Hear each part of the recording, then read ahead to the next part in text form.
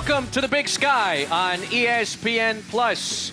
A gorgeous afternoon turned evening on California's Central Coast brings us into a rivalry as number 7 UC Davis has made the trip down to the Central Coast to take on the rival Cal Poly Mustangs in the 51st installment between the Aggies and the Mustangs.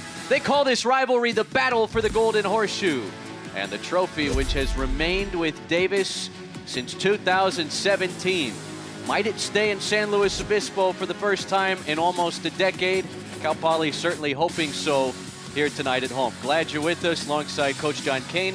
I'm Chris Sylvester. And while this rivalry is always an intense matchup, this is the first time in a while where it's really felt like it could go either way. And it really can. I mean, you got a top 10 passing offense with Cal Poly, one of the top receivers in the country, Michael Briscoe.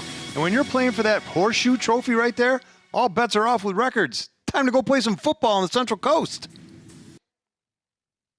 Well, that is a bell, not quite a victory bell, but if it were, the Mustangs are hoping to ring it when it's all said and done, trying to open up a Big Sky season 2-0 for the first time here since 2013, and they'd have to do it against a top 10 team tonight as number 7 UC Davis will try and win its 9th straight over rival Cal Poly. Yeah, and, you know, UC Davis doesn't do a lot of things poorly. So Cal Poly is going to have to play one of those games where when you're a coach, you're saying, you know, we got to go out there and pretty much do everything right. And strangely enough, as we have seen these guys in the past, Poly's been doing all of those things right the last couple weeks. And even at Stephen F. Austin, even though they struggled a little bit, there's a lot of things that they've improved on in the last couple of years. They're a much better football team. When your opposing head coaches are watching film and saying night and day, and 2 different head coaches have said that, you've made an impact in what you're doing in your program. We're expecting a really great game today, and it's a perfect day for football here in San Luis Obispo. Paul Wolf and the Mustangs, they have already matched their win total from a season ago with 3 through their first 5. And for the first 5 games away from San Luis Obispo, 67 degrees as we begin this rivalry tonight, and Trey Wilson takes it across the 30-yard line. Question marks surrounding who would start at the signal caller spot for Cal Poly. Ty Diefenbach, the opening day starter, injured 2 weeks ago. Bo Kelly earned his first career Big Sky win last week, and he has been rewarded with the start tonight against number 7 UC Davis. Yeah, and I mean, how many football teams in the country, regardless of level, could take their 4th-string quarterback, go on the road, beat a top 25 team? That's just unheard of. Bo Kelly has earned this, and we're going to see what he can do here early on for the Mustangs. We have been told Diefenbach and Anthony Grigsby available as Trey Wilson gets the inaugural carry and gets blasted after a 2-yard run. Jackson Seaver, sophomore linebacker, on the stop for UC Davis. Mustangs are thin at that running back position too. Tyree Washington, the Temple transfer, who ran for 113 yards at Sacramento State last week, not available tonight, dealing with turf toe. Mustangs on 2nd and 8. Bo Kelly back to pass for the first time and delivers to Wilson, who's able to hold on to the football after taking a big hit from Jaden Stanley, the senior nickelback. Yeah, Stanley just laying some wood right there. But boy, oh boy, what a great job holding on to that football. When you start the game at home, you see it, take a look at it here. That was just boom, smack. 10 just bringing some heat. You gotta love that kind of football there. Legal hit too, love it. 8-yard catch for Wilson, the redshirt freshman. 5'7" back from San Bernardino, replaced by Paul Holyfield here. And off the play fake, Bo Kelly lets it fly. And it's off the fingertips of Michael Briscoe, incomplete. Drew Cofield, the freshman, one of 2 true frosh corners in the FCS that started every game this season, broke up the pass. Yeah, Bo Kelly, we've talked about him being able to throw the ball. You know, he's an FBS guy, right? And here's Briscoe, who just seems to find a way to get open. If he couldn't, he just barely got a finger on that at the end. But Briscoe, one of the best in the country at just getting into those open zones and windows. Just amazing how well he runs routes. Already 7 touchdowns this year for Briscoe, 2nd most in the FCS. Briscoe, the intended target here on a deep ball from Bo Kelly. Briscoe thought there was some contact. Briscoe did. Stride for stride with Jaden Stanley. No markers come out. It's 3rd down. Briscoe wanted the flag, and so did half the fans over here. You got to give Wolf credit, though, right? I mean, you got to try to go and try to win the game. You don't want to be conservative all the time. You have a good team. You have a good roster. Go after them. Briscoe not on the field for 3rd down and 10. Cal Poly 7 of 16 on 3rd down in the conference opener up north last week. Here comes the rush. Kelly steps up. Got a flag. And a couple of flags come in on a ball that was intended for the senior Logan Boer. Boer, one of those sure-handed receivers. We'll see what they say here. Kalani Riddick in coverage. Rob Quello is our referee tonight. Holding number 1 in the defense. It's a 10-yard penalty and an automatic first down. Nice. Well, we'll take that, right?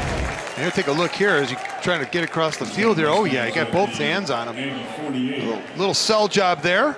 It wasn't even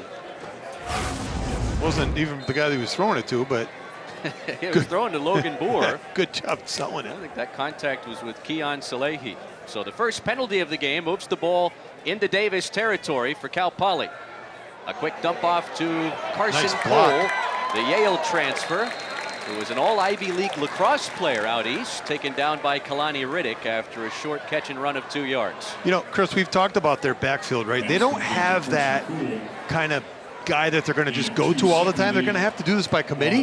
When you can get the ball moving with guys out of the backfield like that, that really pressures the defense. You don't account for the running back usually on a pass route. Trey Wilson, the feature back on 2nd down. Give it to him. Wilson up the gut with a first down for the Mustangs to the Davis 33. Cole Batson, the Boston College graduate transfer, brought him down, but Trey Wilson with a here's nice a good look showing at in place of the injured Tyree Washington early. Yeah, and we've talked about the offensive line here, right, for the Mustangs, and they're doing a very good job just getting hat on hat, making a little room. Guys like that, they can find those little creases. It's hard to get those guys. We've talked about that before. He's small, hard to find. Off the play fake, Bo Kelly, not known for his running ability, but scampers out and gets a few on first down. You know, and we're going to talk about this as the game goes on, but a lot of credit has to go to this Cal Poly coaching staff. Being able to interchange these guys, these quarterbacks, that's not easy, Chris. It really isn't. Well, and remember, Bo Kelly opened the season as the 4th string quarterback on the depth chart. He was running with the scout team. He was running with the scout team, and now he's taking the snaps in the homecoming game. Unbelievable how well these guys are coached. It's Wilson on 2nd down with another crease. And Trey Wilson submarines down to the 24-yard line, a yard shy of the line to gain. And if we get a replay, we'd be able to see how well Cal Poly's offensive linemen are getting their bodies in front of people. That's what you have to do. That's exactly what you have. Just get people turned, get their shoulders out of square, and that's what you need. You don't have to push guys 30 yards down the field. Great job blocking right there. Cal Poly did run for 117 yards at Sacramento State last week. 3rd and short, Paul Holyfield with a side step, and he falls forward to pick up a new set of downs. This is exactly what you want here as we take a look at some of the beefy guys up front for Poly. This is exactly what you want. Mix up the run and the pass, right? Doesn't let them tee off, doesn't let them be able to just blitz every down. This is exactly what you want if you're Cal Poly starting the game, and exactly what you don't want to see if you're an Aggie. Tim Rosenbaugh, former Washington State quarterback. 2nd year on the staff with Cal Poly, but 1st year as the exclusive play caller. Kelly sets up. Pump fakes being chased, and he lost the football. And the Mustangs fall back on top of it, back at the 30-yard line. Alec Marshall, the tight end, was Johnny on the spot. But that play goes backwards about 8 yards as Bo Kelly faced some backside heat. Yeah, he just held on to the ball way too long here. Don't see the guy coming from the backside. And that makes just a lot of pressure right there. That's not the lineman's fault. That's too long. You got to get rid of the ball. Either run, get out of there, or get rid of it. Jaden Few, the freshman defensive end, seeing some early time for Davis, had knocked the ball away initially. Now on 2nd and long, Kelly gets it out quickly, and Briscoe blasted. Able to hold on to the football, but Drew Cofield, the freshman corner, makes another nice play and puts Cal Poly in 3rd down about 12. So Davis's DBs close on the ball as good as I've seen so far this year. And that's really a skill that's hard to teach. You've got to be able to time that up perfect so you're not getting there and causing an interference, but at the same time being able to lay some lumber right there. Great job on back end for Davis so far. First down line resting at the UC Davis 12. Cal Poly 1 for 1 on third down this possession. Wide 2x2 set. Kelly slings it. Logan Moore. Touchdown.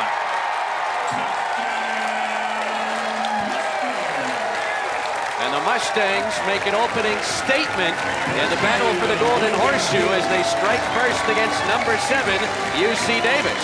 Yeah, Zero just took that 0 right off the scoreboard. He replaced it with a 6. Great route, great ball. Just exactly how they drew it up there on the whiteboard before the game. 12 plays, 69 yards. Bo Kelly picking up where he left off last week. Had a couple touchdowns in the upset win over then number 21 Sac State. Extra point added, and the Mustangs have the first 7 tonight against the 7th ranked team in the FCS. Bo Kelly with a terrific start to homecoming in Slow.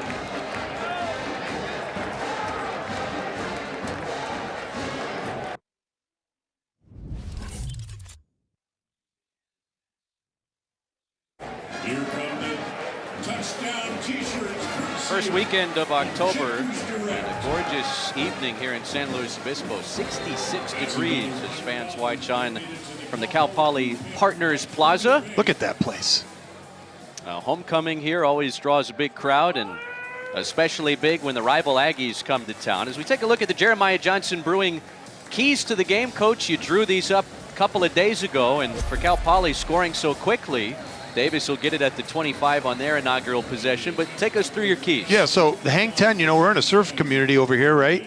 And we got the best wide receiver in the country, number 10, Briscoe. He's going to have a big game. And we got that surfboard here. If we can get a look at it, every time they get a turnover, they get over there and they ride that surfboard. The Ags want to keep this streak going. They want to make it 9 in a row. And, of course, when Diefenbach's on the field, TD, Ty Diefenbach, looking to put some TDs on the board. Right now it's the Bo Kelly show as he engineered that scoring drive to open the game. Now we'll get a look at UC Davis, the 7th ranked Aggies offense. They've got a redshirt freshman in Caden Pinnock with a quick dump off to the outside, and not much doing for Samuel Batu, who had an 85-yard touchdown grab last week at home against Weber State. They run that kind of strange, stretchy-looking offense. It's tough. There's Batu for just caught the pass, perfect, and Jacob Sisk on the other side of the ball for the Aggies, coming down, making the short trip. Cal Portland bringing us the impact players. Stacey Dobbins had a knee to the turf. That's a weird way to catch a football. And holds on to it about 1.5 yards shy of the first down. So it's quickly third down for UC Davis, an offense coordinated by Paul Shelton in his second season. They put together 469 yards of total offense in that 32-point effort at home against Weber State last week. And there's number 44 leading the charges again, Mikey D'Amato. A lot of pressure. Pinnock trying to get away. Down he goes. And the Mustangs come up with an early sack. D'Amato and others in there for the defense. And UC Davis goes 3 and out. You know, we talked this week. We had a nice little conversation with a couple of the coaches here as we take a look at, I think they rushed 13. Gosh, it looked like every person on the team was in the backfield. That was amazing right there. Great job right there. But we got a chance to talk to Cody Van Appen and what this impact that Mikey D'Amato has made on this defense, and just his energy and spirit, unmatched for 44. Dylan Morrow averaging 44 yards per punt. Summoned for number 7 UC Davis. And Carson Cole will not touch it as it drifts out of bounds. It's not the best punt, Chris. He's still coming. The referee's still coming. Cal Poly will have it right at the midfield stripe on the other side. I don't think the Mustangs could have dreamt up a better start in their 2025 homecoming game. Homecoming in San Luis Obispo, and the Mustangs off to a great start against number 7 UC Davis. We look at Cal Poly's impact players presented by Cal Portland. Yeah, I mean, Michael Briscoe, I mean, there's nobody better in the country right now for sure on offense. And Mikey D'Amato on the switchovers transfer from Saddleback, just making a huge impact for the defense. Speaking of defense, UC Davis able to take down Trey Wilson for no gain. After a short UC Davis punt and a 3-and-out, Cal Poly eyeing a 2-score lead early in this game at home. I don't want to see him get conservative here either. Let's go back to being aggressive and live with what you have. You have a lead. You also have Briscoe on a smaller guy, but they got the bracket over the top, if you can see on the other side of the field. Briscoe's the inside receiver, and they know he's there for sure. On second down, quick toss, Nick Sani, the Ivy League transfer from Dartmouth with his first catch of the season. And it gets half the necessary yardage to the line to gain. Marquise Bell made the stop. It's third down. Talk about these transfers. Some of these schools, Yale, Dartmouth, give you an idea how difficult the academics here at Cal Poly are and what it takes to transfer into this school. It's not easy. There are also ex-Ivy Leaguers along UC Davis's offensive line. The aforementioned Jacob Syke is a Harvard transfer. Daryl Smith-Porter, also a Dartmouth transfer. They set up the screen, and it goes backwards. UC Davis's defense rises up. Nate Ricina, he's a graduate transfer from Cal. That's not too shabby of an academic institution. No, there's going to be a lot of math problems done here at halftime, I think. These guys are smart. And Cal Poly goes 3-and-out. UC Davis flipped the script right there. That was a great job, them coming back out after having them being pushed around and just slamming the door right now on Cal Poly. Excellent defensive series by the Aggies. And Brooks Wheatley, the recipient of the last play, went backwards 4 yards. Now Jesse Ehrlich punting for the first time today. Kalani Riddick will return it from the 11. Spinning his way past the 20. And a nice return, spot him down at the 22. Davis, their second series on the other side, trailing early on the road. Tackle on the play by Charlie Sullivan.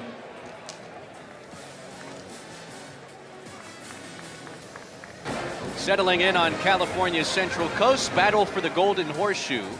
51st installment of this rivalry that dates back to 1939. UC Davis, they were Northern Branch. That's what their school was called back in 1939. A victory for the Aggies in the inaugural game. And Jordan Fisher on his first carry tonight gets just 1 yard against the middle of Cal Poly's defense. This guy fourth in the FCS at almost 8 yards a carry. Yeah, and again, they don't do many things poorly. They're very well coached and they have a lot of weapons. So the challenge is there for the Mustangs for sure. D'Amato leading the charge again. And 19 tackles for D'Amato last week. Pinnock being chased, able to get it away, and floats it to the sideline. Incomplete. Victory Johnson was chasing the quarterback, who's the reigning Big Sky Offensive Player of the Week. So Victory Johnson, right? Did they know this when he was born? I mean, how did people predict that stuff? I mean, remember we had a guy, King? We had a guy named King Large at one point there. Do you think he played for Buck? How did they know that? He's going to be 340 pounds. But Victory Johnson just chasing him down from behind. Well, UC Davis trying to avoid going 3-and-out again. They put Simpson, the tight end, in motion. Mustangs a rush 4. Quick dump off over the middle. It's Fisher, the running back, up the sideline, out of bounds near midfield. Boston Wilson chased him out. Well, UC Davis moves the sticks for the first time today. Yeah, and I was about to mention, and that sounds hindsight, but when you're bringing a lot of pressure, you got to watch out for the middle of the field. And D'Amato just got caught in no man's land there. The flag back here, Chris, that might be a false start. It's a weird place to throw a flag. Maybe a sideline warning? It's a weird place to throw it. Cal Poly will make some defensive substitution with marker coming down. Moving that football down to the 46 of Cal Poly now. And that would be... Is anything coming of this flag? I don't think so. Is that a warning, maybe? Oh, they waved it. Huh. I think they're going to call an illegal substitution, and they changed their mind anyway. Fisher, who ran for 4 yards, now to the sideline. Carter Vargas, the feature back. from about half an hour south of here at a St. Joseph High School in Santa Maria. His alma mater played on this field last night. Tight pocket for Pinnock, under siege, and he's sacked again. Demel Turner from the secondary brings down the Davis quarterback, and that's 2 sacks early for Cody Von Oppen's defense. Yeah, they've done a really good job of just changing up the way their front is playing. Will Plemons, the D-line coach, Cody Van Appen, the defensive coordinator, caught some tendencies, it looks like, on film, and they're moving those guys around. Davis is struggling with that movement. And UC Davis will take a timeout.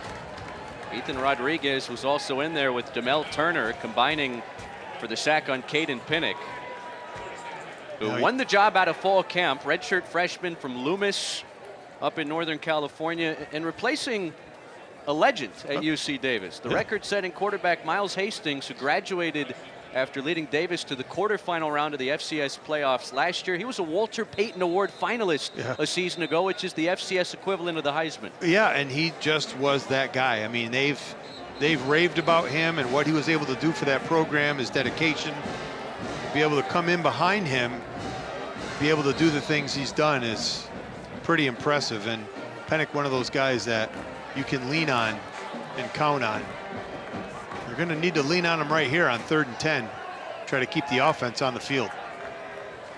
UC Davis 6 of 12 on 3rd down in their Big Sky opening win at home against Weber State last week. 42% on 3rd down for the season.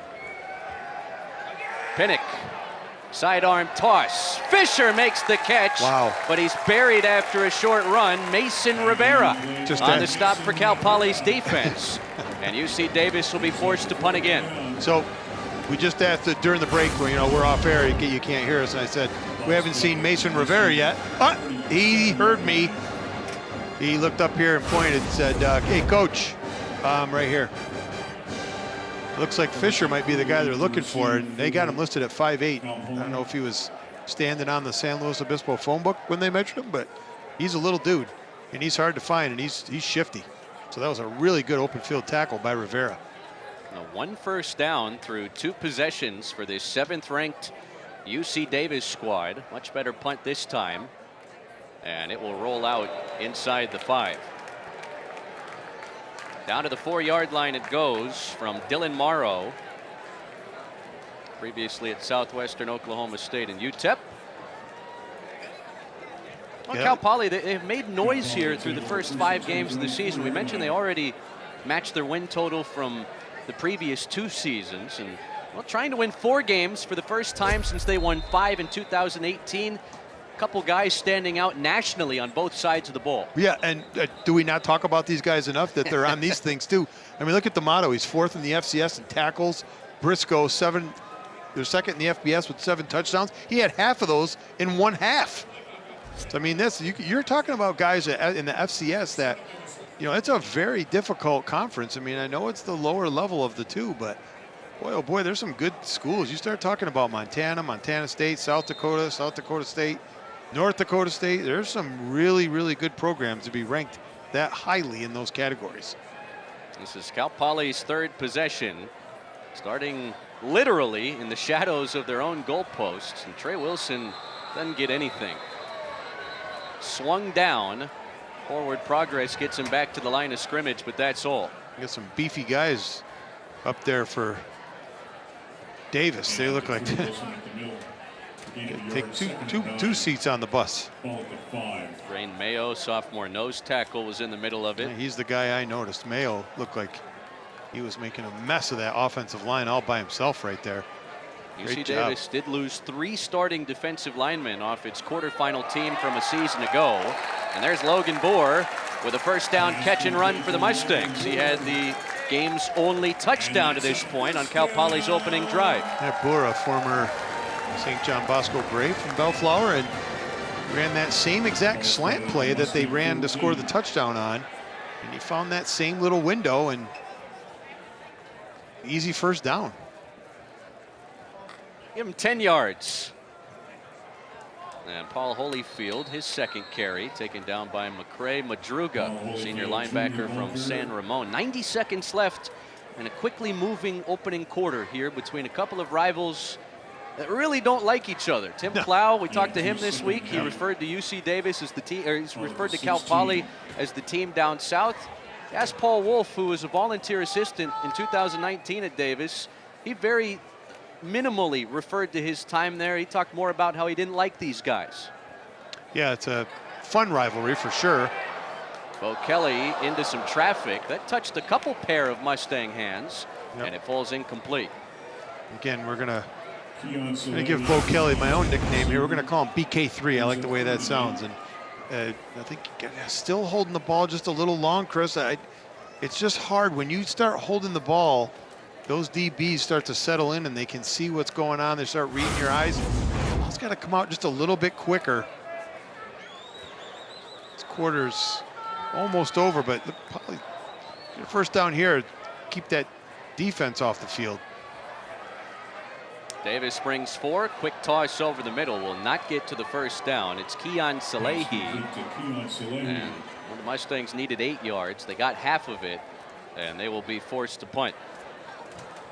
Able to gain a little breathing room after starting that possession inside their own 5, but didn't get much further than that as the drive stalls at the 20. And you know, you and I do a lot of work together, and we talk about this, and it's not a knock on anybody, but this is where you start to wonder about their running game. They just struggle sometimes to get that going. It looked really good on that first series, and it was set up by all those passes being caught and loosening up that middle part of the defense, and then now they're back to just plugging holes. You just get some. Kalani Riddick moves backwards. Nice coverage on special teams. Ethan Torres, a redshirt sophomore, transfer from Washington State, made the stop on special teams for Cal Poly to limit the punt return from Riddick.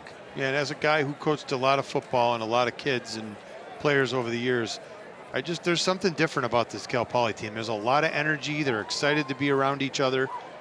You just see it. Even on special teams, the guys are excited to be on the field. They want to make plays. It's a big difference. Could be the final play of the quarter if UC Davis keeps it on the ground, and that's what they do with Carter Vargas. Those Submarines ahead to the 39. Calvin Moore on the stop. And we have reached the end of 1. Unless Davis snaps this again, they just might. Trying to draw Cal Poly offsides. Mustangs don't bite. And it's a 7-point lead for Cal Poly over number 7 UC Davis on this homecoming night in San Luis Obispo. Big crowd packed in to Alex G. Spanos Stadium. Through 1 quarter in the Big Sky. Well, the battle for the Golden Horseshoe always brings along a big crowd. And this no different in the 2025 installment. Tim Plow, second year as the UC Davis head coach. He was a part of the inaugural battle for the Golden Horseshoe game when they started the trophy in 2004. He was a quarterback on that roster. It was a 3-point win for UC Davis. And the Aggies have won 8 straight over the Mustangs as the pass is caught by Ian Simpson, the tight end, rumbling across midfield and all the way down to the Cal Poly 34.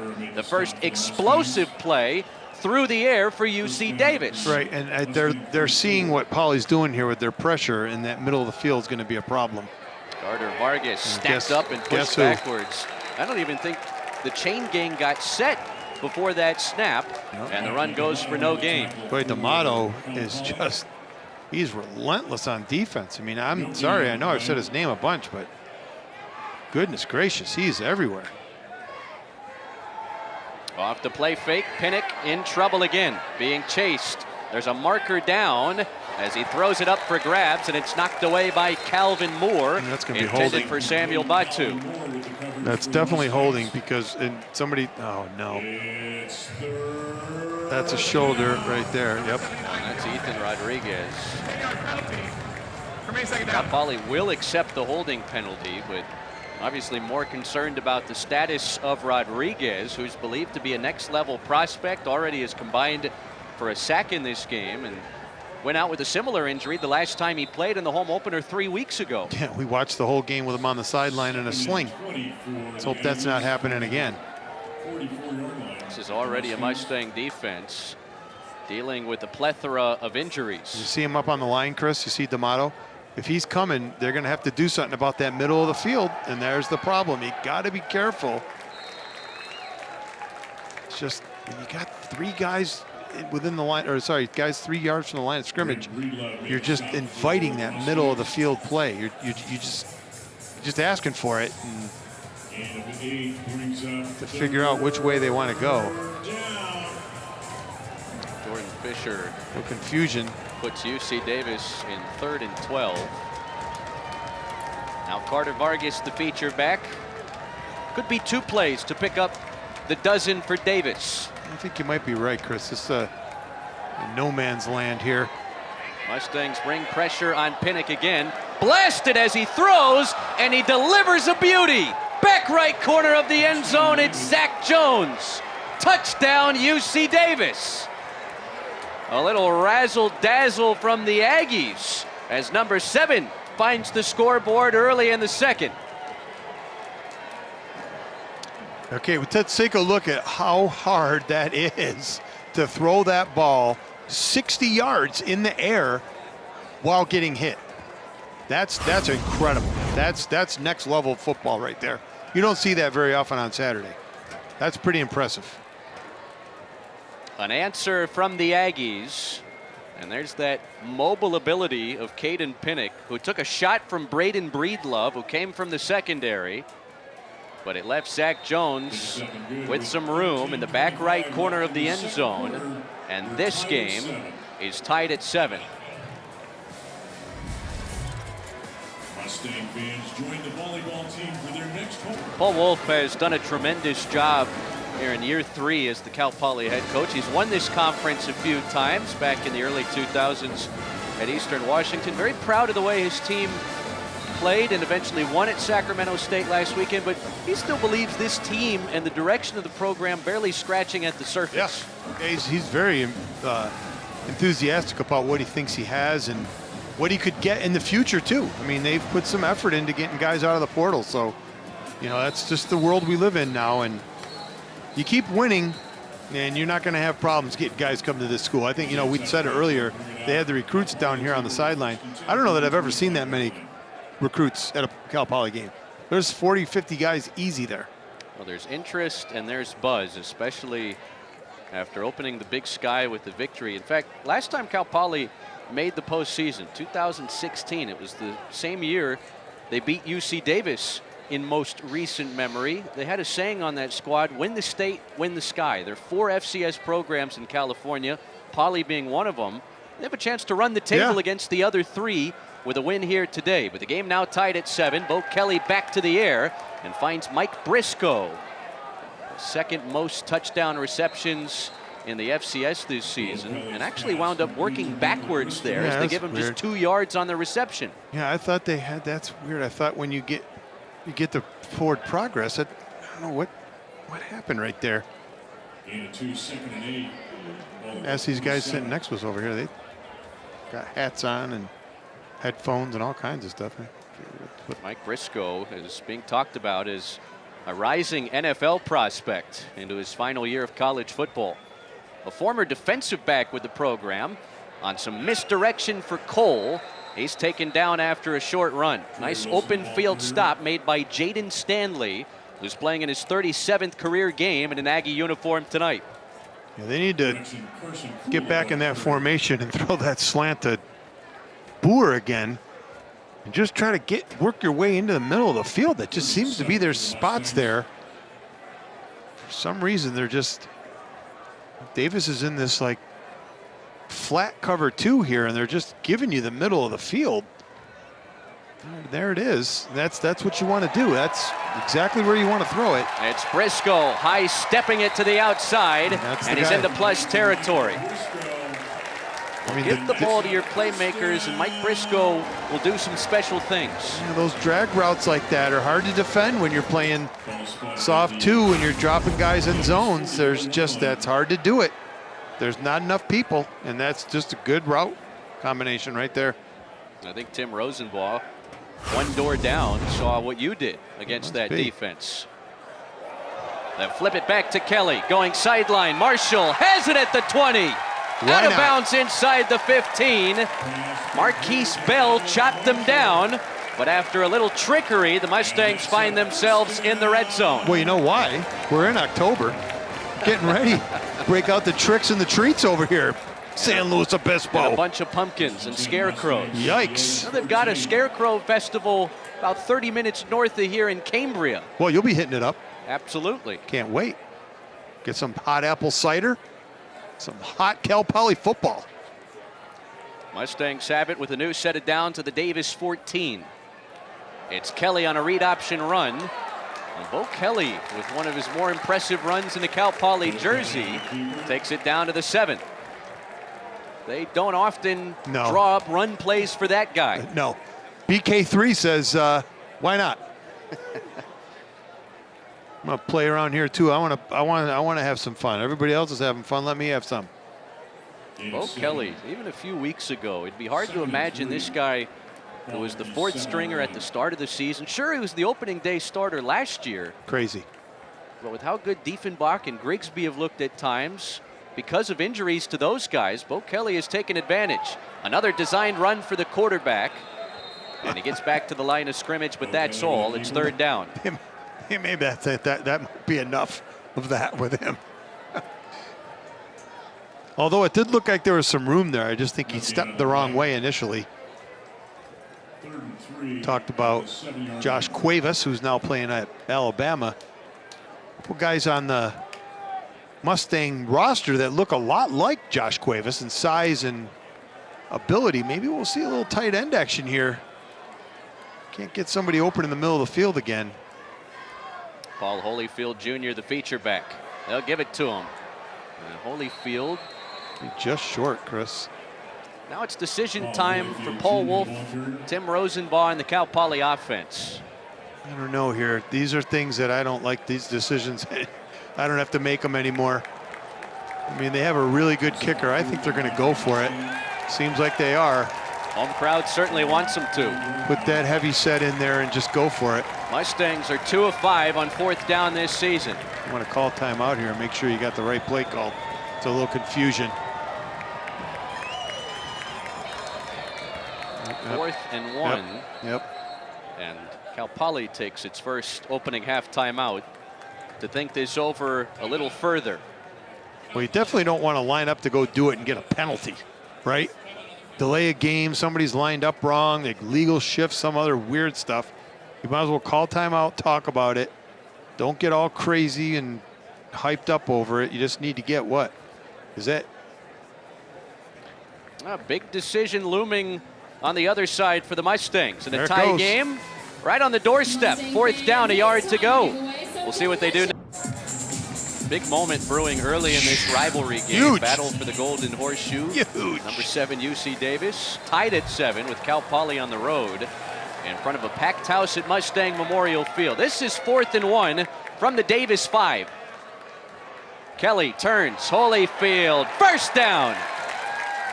They Well- rolled the dice, and the Mustangs pick it up. It's 1st and goal from the 3. Marquise Bell on the stop for the Aggies. And you know why they went for it? Wolf was an offensive lineman. You can't, those guys, again, just bodies on bodies there. Little pull, little zone pull right there. Power play, looking good for the Mustangs. Paul Holyfield missed all of last year. Over 100 career carries in a Cal Poly uniform. He's down to the 2-yard line on 1st and goal. This is a really good drive for Poly for a lot of reasons, but mainly because the defense has had a long time to rest. Talking about pretty close to 15 minutes on the actual time of day clock they've been on the sideline. That's a long time. With the timeouts and the switches, it's been a long time. It really helps your defense keep their legs fresh. 2nd and goal. Holyfield, the feature back.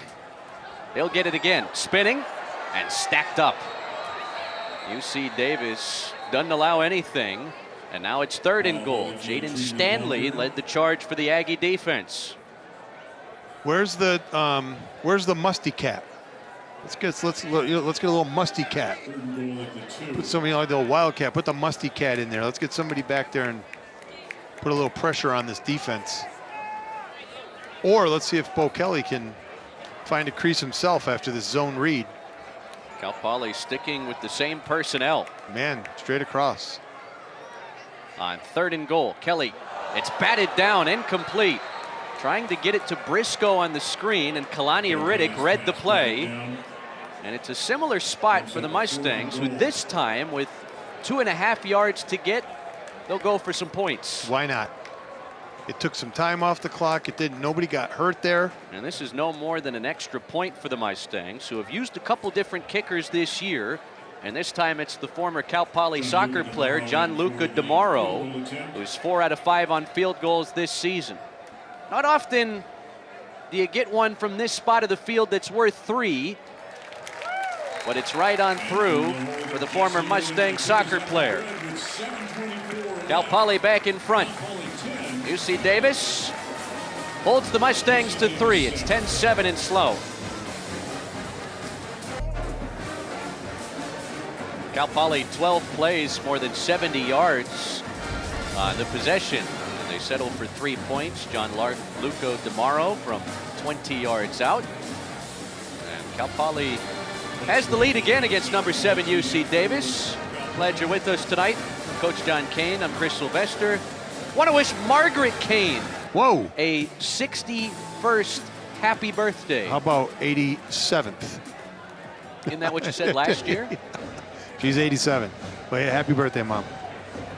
I feel like we always get together and celebrate It seems slow like it. with the little football game. For Maybe it should be good luck for the Mustangs. This is Kalani Riddick across the 25 and bent backwards. He was. That didn't look good. By Cal Poly on special teams. Hudson Giarata, freshman from Sonoma, made the stop. All right, so here comes UC Davis. Caden Pinnock, last week's Big Sky Offensive Player of the Week. He's opened 6 of 7, over 100 yards and a touchdown. Well, the way he just looked on that last drive, no surprise he was the Player of the Week. That was a pretty impressive throw. Big defensive series here for the Mustangs, and just as big if you're an Aggie, because game seems to be flipping back and forth momentum-wise. Want to grab it, hold it for a little bit. Caden Pinnock is on the field here and delivers to the outside. Jordan Fisher rumbles ahead for a first down. UC Davis gets 12 yards on the catch and run. It's pretty impressive. I talked about him a lot, but D'Amato is a middle linebacker, and talked to Coach Van Appen during the week. He was a safety. Couldn't believe that he was being recruited as a linebacker, but you can see his speed, lateral speed to get out there and get to Fisher. It's a long way to run for a middle linebacker, and he was the guy making the tackle. Pretty impressive. It's Fisher coming this way. And a few yards on first down. Mason Rivera makes the stop for Cal Poly's defense. You think about what UC Davis lost off of its FCS quarterfinal round team a season ago. Not only Miles Hastings, but a pretty good running back in Lan Larison, who was with the New England Patriots before he broke his foot in the preseason. Yeah, they've had some guys come out of that program that are next level people for sure, and that's they just reload up there in Davis. They don't do a lot of rebuilding. Pinnock out of the pocket. His first rushing attempt, and into the arms of D'Amato right near the first down, and he has it. So 6 yards for Caden Pinnock, who ran in the touchdown against Weber State at home last week. This guy has been called elite when you talk about his work ethic. After he committed to Davis his senior year of high school, he'd take a 5 a.m. train every weekday morning from Sacramento to Davis and back before school started to better familiarize himself with the offensive playbook. While he was still in high school. Still in high school, going over there and learning that. And that's a commitment that a lot of people are not willing to make. Pinnock lofting. Dangerous pass into triple coverage, trying to find Fisher on the wheel route, and Darren Barkins, along with Mason Rivera, were in the vicinity. We'll take a look at this. All 3 Poly guys looked at each other like, where did you come from? They all thought they had it. I don't think I've ever seen that happen where 3 guys were right at the ball at the same time. And 6 hands and no interception there. It looked like it could have been picked, and it wasn't. Well, it's more like 5 hands. Darren Barkins is playing with a broken True. hand, I'll making his one. Cal Poly debut, the former Oregon Duck and Washington Husky. This is Carter Vargas trying to knife through the middle and into Cal Poly territory for 4 yards on second down to set up third down. UC Davis has gone just 2 for 4 on third down this first half. They have to hustle off the field here. Going to catch them. They're going to get a Tom Brady. Johnson jumped off sides. It's a free play. Johnson misses Pinnock. And he delivers to Carter Vargas, who made the catch, although they'll likely accept the penalty yardage and try third and short. I don't know. Yeah, you would have to, right? You want to be fourth down, right? They'll get those 5 yards anyway and have a chance at a redo on third down.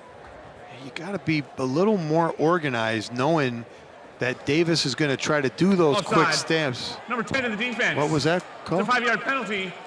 Remain second down. I don't think he. He went like this with his arms and set off sides. But okay, that's delay a game, isn't it? But anyway, it's one of those things where if you're going to do the subbing, like, you got to be ready for that. And if you see them running to the line of scrimmage, you either call timeout or don't sub. Definitely got him. Puts UC Davis in a much manageable third down situation. They hesitate. It's Carter Vargas who gets to the line to gain. Only needed 1.5 yards. And UC Davis moves the sticks on third and short. So you talk about those mistakes that the Aggies don't often make. They don't. Mustangs are going to have to be held to that same standard to have a chance in this game. I would agree. That's why we were saying about that surfboard. They need to get a turnover. Now's the time. If you're going to flip the script, this is the time you want to flip it, because Davis gets the ball coming out at half, and Paul's going to have to hold him here, and it'd be nice to see a pick or knock a ball loose on a pass attempt, something like that. Switch this around a little bit. Cal Poly racked up 3 interceptions against Sacramento State in that go-go Hornet offense a week ago. Vargas doesn't get much on the first down carry as he falls forward to the 38. Now Brian Dukes, as Vargas is slow to get up here, he is the reigning Big Sky Defensive Player of the Week, as UC Davis now has an offensive lineman down as well. Brian Dukes, reigning Big Sky Defensive Player of the Week, approached the coaching staff a couple weeks ago, and the plan is for him to redshirt the rest of the way. Now, that not a coaching decision, not an injury decision, but he who came in as a true freshman, 17 years old, said he wants a full season with the John Madden Football Center open and to build his body to a point where he feels like he could get to the next level. Yeah, I mean, if you look over here and we can get a shot of that Madden Football Center, it's getting close to being done. Now they're talking about January. There won't be a better football facility in the FCS than this. I mean, we all know who John Madden was and the amount of money he had to donate here, and it's going to be a beautiful looking facility. Looks like our man. Completion. They're shooting for sometime this winter. 2nd and 7 for the Aggies at the I know that weight room is going to be one of the first things done. And that's part of the reason Brian Dukes has elected to redshirt the remainder of the year. Here's another big blow to Cal Poly's defense. Pinnock slings it middle, and he's on the money with a first down, UC Davis. There was a bobble at the end, but Samuel Batu was able to hold on to it. Second on the team last year with 779 receiving yards behind C.J. Hutton. We did talk about him, one of our impact players, and Batu found a way to get across the formation there and get open. Boom. Delivers a strike. Pinnock accurate with that football. Pinnock 8 of 10, 114 yards. Back to throw here. Now he steps up. Pinnock gets away with a juke to the outside and out of bounds in the red zone, right near another Davis first down. And he has it to the Mustang 14. Well, the win here for Poly would be to keep him, hold him to 3. Either knock a ball out and get a turnover, or hold him to 3. Take a look. Oh, yeah, that was a nice move, Chris. You called it. A little juke move there to get to the outside and move those sticks. Pinnock back to throw again on first down. Hits Jones, who caught the touchdown earlier. And Jones is escorted out shy of the 5.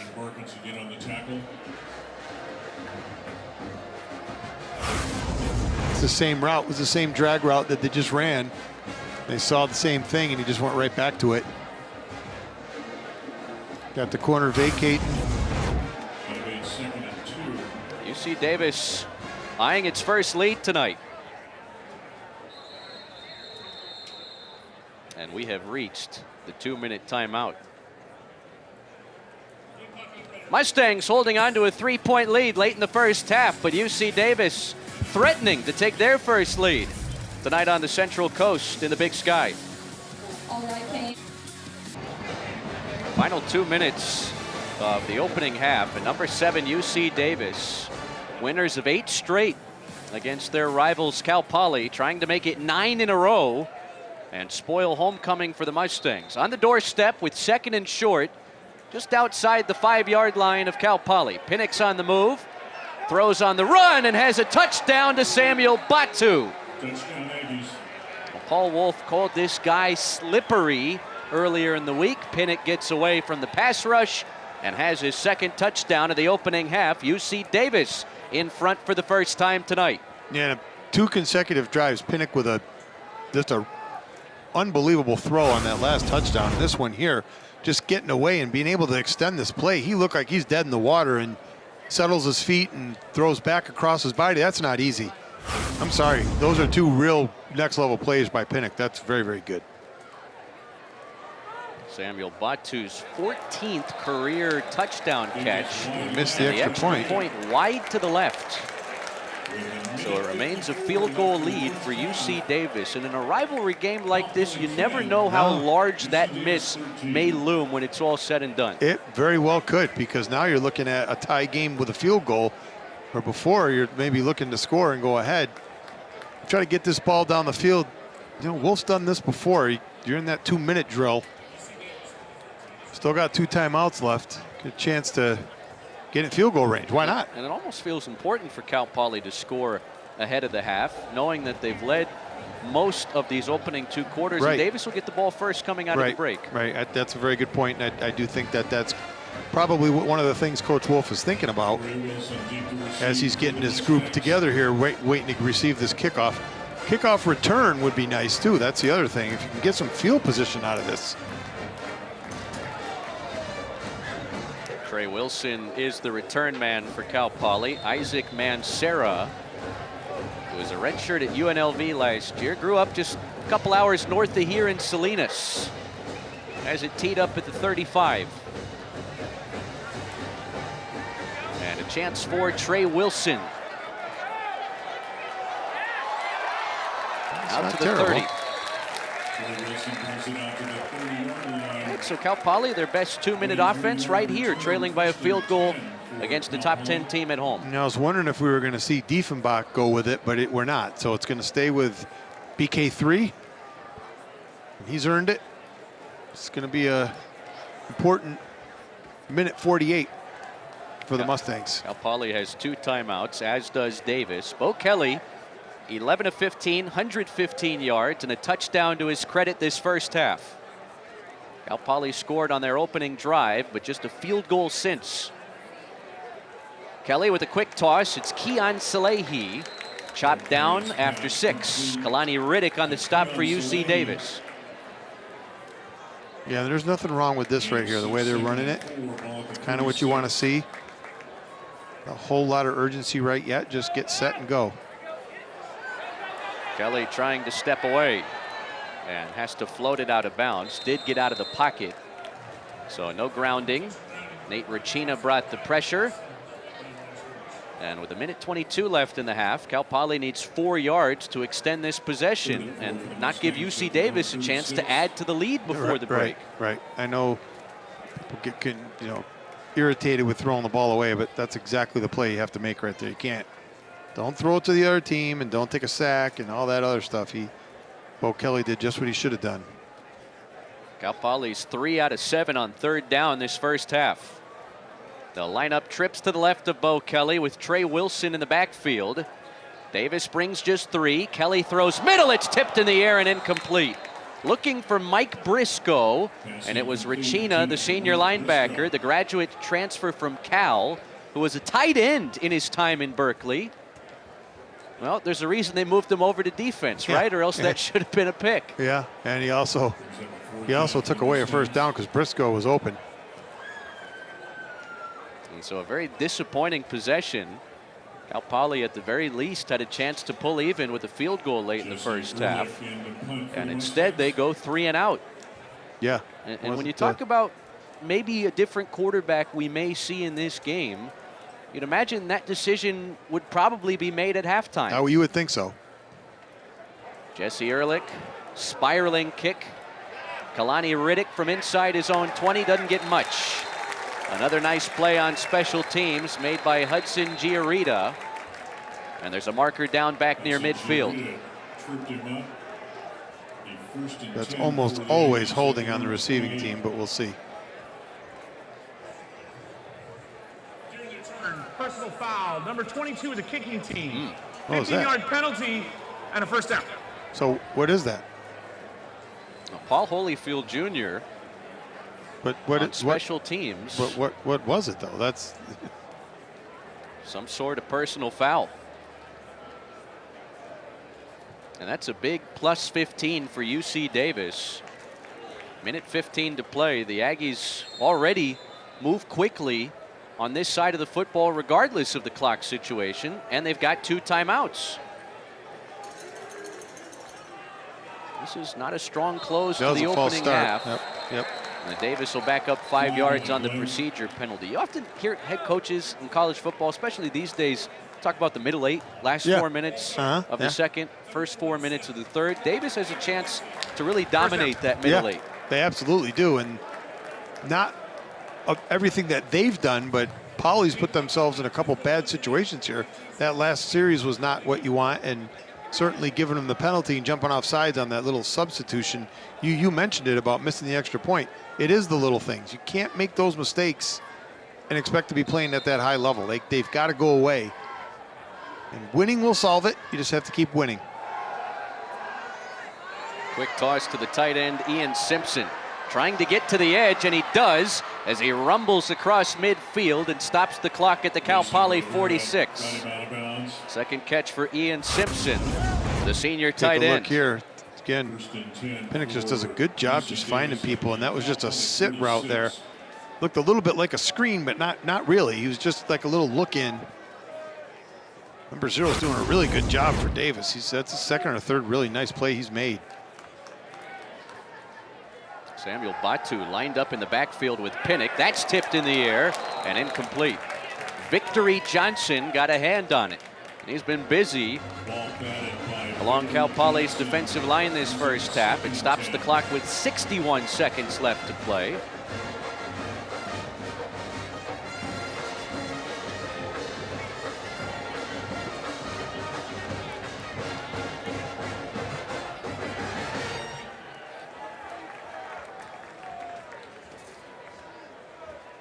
Just the third incompletion from Caden Pinnock this first half. The two-sport star, also a center fielder on the Aggie baseball team.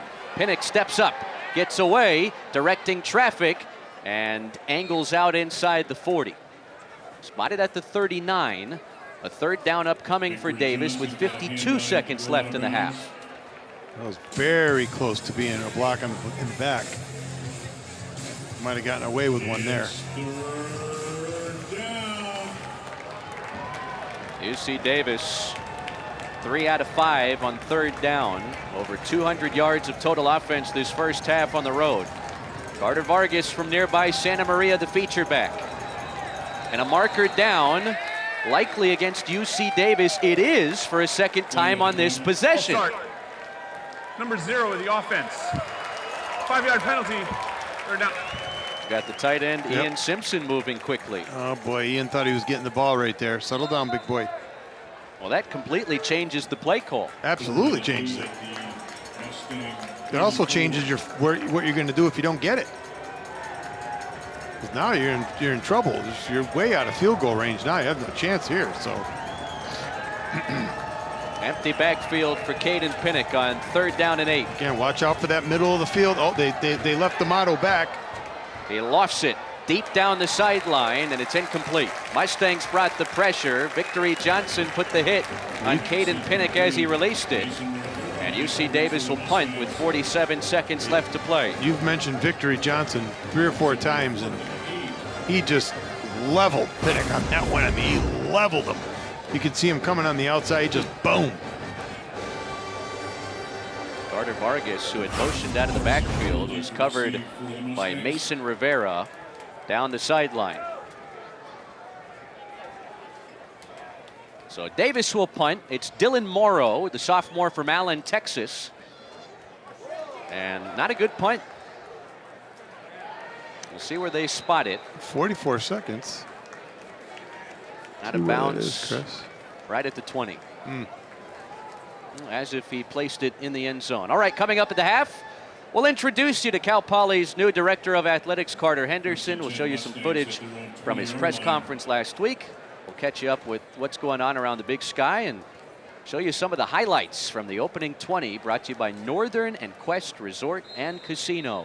Game on. Learn more at northernquest.com. All right, 43 seconds, 2 timeouts, long way to go. What do you do here? I don't know. You kind of got to get it out of there because they're going to call timeout if you don't get any yardage on the first play.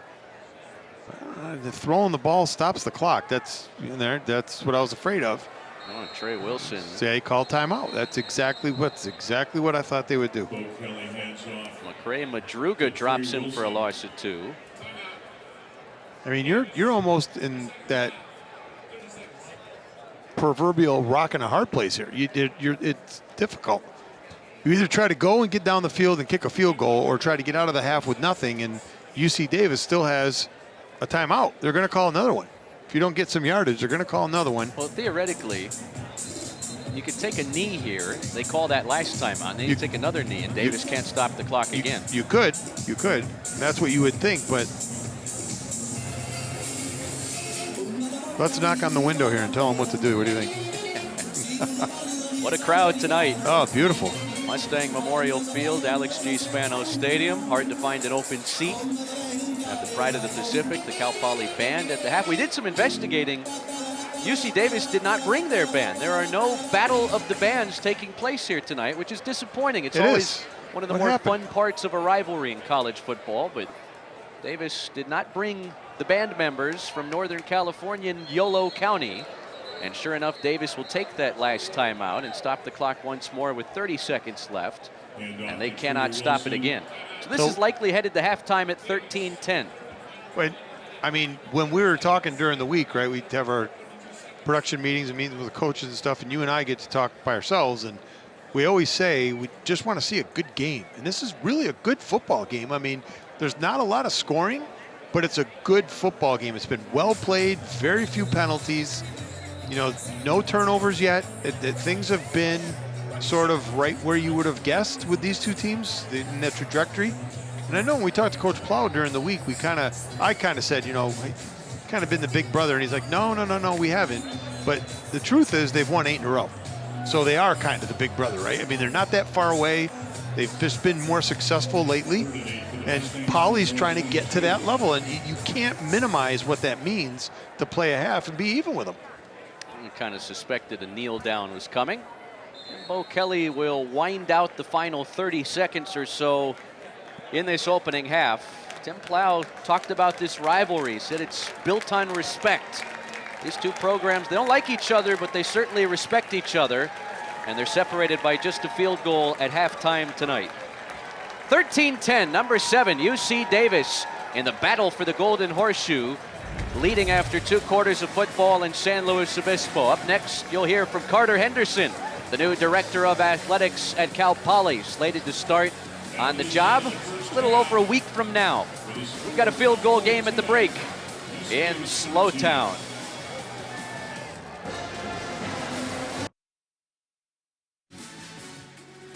All right, back in San Luis Obispo, getting ready for the start of the third quarter. It's 13-10. Cal Poly trailing number 7 UC Davis. Battle for the Golden Horseshoe, where the Aggies have won 8 consecutive over their rivals from San Luis Obispo, and a lot of those games have been lopsided. Very 56-10 UC Davis over Cal Poly up in Shredville, as Tim Plow and company like to call it, up north. And during the 8-game winning streak, Coach, UC Davis has won by an average of 29 points per win. This has been a much different story through 2 quarters tonight. Yeah, just the fact that they've held them to 13 points, regardless of what they've done on offense, shows the improvements that have come here. And we know what it's looked like when things start to get out of hand here. It can get ugly quick, and their defense is vastly improved. We'll have to see them right away here when we start this quarter, too, to make sure that it stays that way. As you talked about the middle 8, these first 4 minutes in the second half here, very important for both teams. A little more important, I think, for Cal Poly. Josue Lopez will send it through the side of the end zone. And the touchback will bring it to the 25-yard line for UC Davis. 208 yards of total offense for the Aggies through the first 2 quarters. Good chunk of that through the air. Caden Pinnock, 11 of 15, 161 yards and both touchdowns. The kickers don't get a lot of pub, but he came off the field. Almost every coach gave him a high five. It's very important when you got a kicker, you put the ball in the end zone. Big deal. Pinnock, the redshirt freshman out of Del Oro High School, appeared in 1 game to preserve the redshirt status last year. In some trouble as he steps up, and he can't get away. Back to the line of scrimmage, but that's all as D'Amato and Olsen from the linebacker's spot combined to bring down the quarterback. That guy's just a ball sniffer. I mean, just watch D'Amato in the middle of the field here, and then he wheels back, and he's everywhere. Man, he's an athlete. Just loves playing football. He had last week were 4 shy of a single-game program record set by Jordan Beck, who won a Buck Buchanan Award in his time under Rich Ellerson's Desert Swarm defense back in the early 2000s. Here's Fisher with a gut run up to the 32 to set up 3rd down. And Fisher's, like I said, he's small and he's just hard to find. He gets behind those big offensive linemen and doesn't need the same size of a gap or a lane to run in. Powerful little guy, number 20, is just a problem back there for sure. He's done everything he can to help these guys win. There's no question about it. UC Davis 3 out of 6 on 3rd down tonight. Low snap, Pinnock out to the flat. Fisher, down he goes. It's Boston Wilson. And UC Davis 3 and out right out of halftime. Well, and he was Boston Wilson. Let's take a look at this. He was getting blocked. I mean, we were talking off the air at halftime about how good FCS football is. Look at this play. He was getting blocked and was able to get off of that block by a really good player too. That's Batu. Be able to get off of that and just make a play like amazing. Very good job. 3 and out for the Poly Mustangs. Yeah, big stand. You talked about that middle 8. UC Davis with the touchdown coming out of halftime could have gone up 2 scores. Instead of 3 and out, Carson Cole may have been interfered with as he called fair catch, but it may have been his own guy. Yeah, it was a weird looking play right there. And out of bounds at the 36. So the Mustangs fortunate to avoid any type of turnover there. Has had some friendly fire between Carson Cole and CJ Solis Lumar and special teams. And we wondered about the quarterback situation for Cal Poly coming out of halftime. It's Bo Kelly again, who did a nice job that first half. 12 out of 18, 121 yards and a touchdown. Yeah, it's not anything that you want to be upset about him with, but you got to get a couple drives going here. And I do think, like I said, they have to do something to establish some type of a running game. On 1st down, Kelly, deep ball, looking for Briscoe, and here comes the marker. He got tangled up with Drew Cofield, the true freshman. So I kind of think, and I was just looking over there at the very last second. Number 11 of the defense. Yeah, he was beat. 15-yard penalty and an automatic 1st down. Big difference in college, right? It's not a spot foul. I think 11 thought I'm done. And he just grabbed him up, and yeah, we're not going to do that. We're not going to watch number 10 catch balls in front of the end zone. If you're UC Davis, you have to be okay with that. Yeah, 100%. Yeah, it's better than 6 points. Smart play for a true freshman, too. You don't see guys make that. Briscoe entered the day 2nd in the FCS with 7 touchdown catches. Not on the field here. It's Wilson making the grab out of the backfield. It could not get away from Kalani Riddick. Pass complete. So- Stops up that catch and run after 3 yards. So we talk about establishing the run game, right? Those plays like that, those little swing plays with the back out of the backfield, it's like a toss, right? It's just an extended run play. That does help. Those things will be things that will help them as the game moves on. Cal Poly was limited to 34 rushing yards that first half. The under center snap to Kelly. And Wilson, like a bowling ball, will take it down to the 42-yard line. Wilson, the Vulgar. Get to this area of the field in a tight game, a rivalry game against a top 10 team. This may be 2 plays to pick up the 3 yards. I think so. I think so. We saw Power Eye there, right? Third and It's the last three, time we Ball saw Six Power Eye at the 80-42. college football game.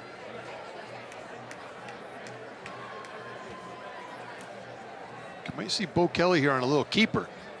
Run that zone play a bunch of times, and Bo Kelly's just handed it off every time.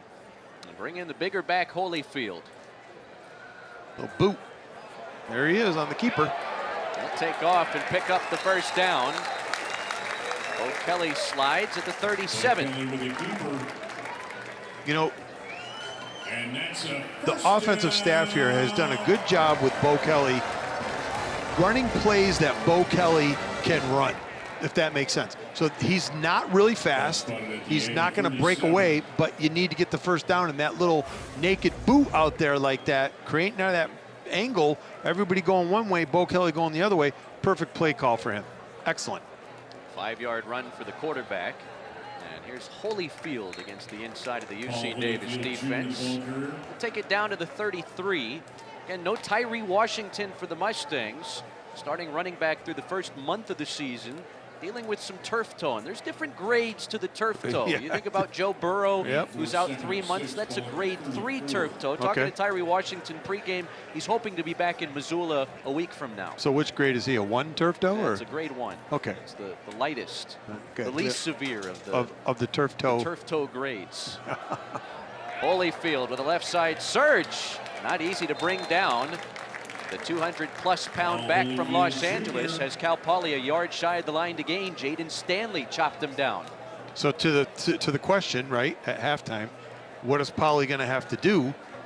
We talked about the run game, and look what's happening here. They're getting themselves into a run game rhythm here, which is exactly what you want to see. This is exactly how it should be going. Let those linemen move, people. Find gaps and gain yards. 4 or 5 yards. We'll do it all day long. And it's Holyfield with the second effort to pick up first down yardage for Cal Poly. Now, there were a lot of Cal Poly fans down the stretch of the late 2010s when the program kind of went off the rails following the 2016 And that's a playoff first appearances. You get another look at the Holyfield first down run. They always said it's going to take about 5 years after ditching the triple option to get an offensive line capable of supporting an offense like this. Yes. We're at that 5-year mark, Well, and this by far is Cal Poly's best offensive line post triple option. And you're not even close. That's a very, very good statement, Chris, because they are at that level now. Bo Kelly, end zone shot, incomplete. Looking for Logan Moore, who got a touchdown earlier. And that time just a little too much mustard on the toss from Bo Kelly. Yeah, you're right. It was just a little long, but you might as well take a chance. And was that against number 11? That's a true freshman over here. Yeah, it was. So smart move. They found him. Now you got Briscoe over here. So they found 11. It's the guy they're going after. Holyfield gets away from the initial contact, lost the ball. UC Davis says they have it.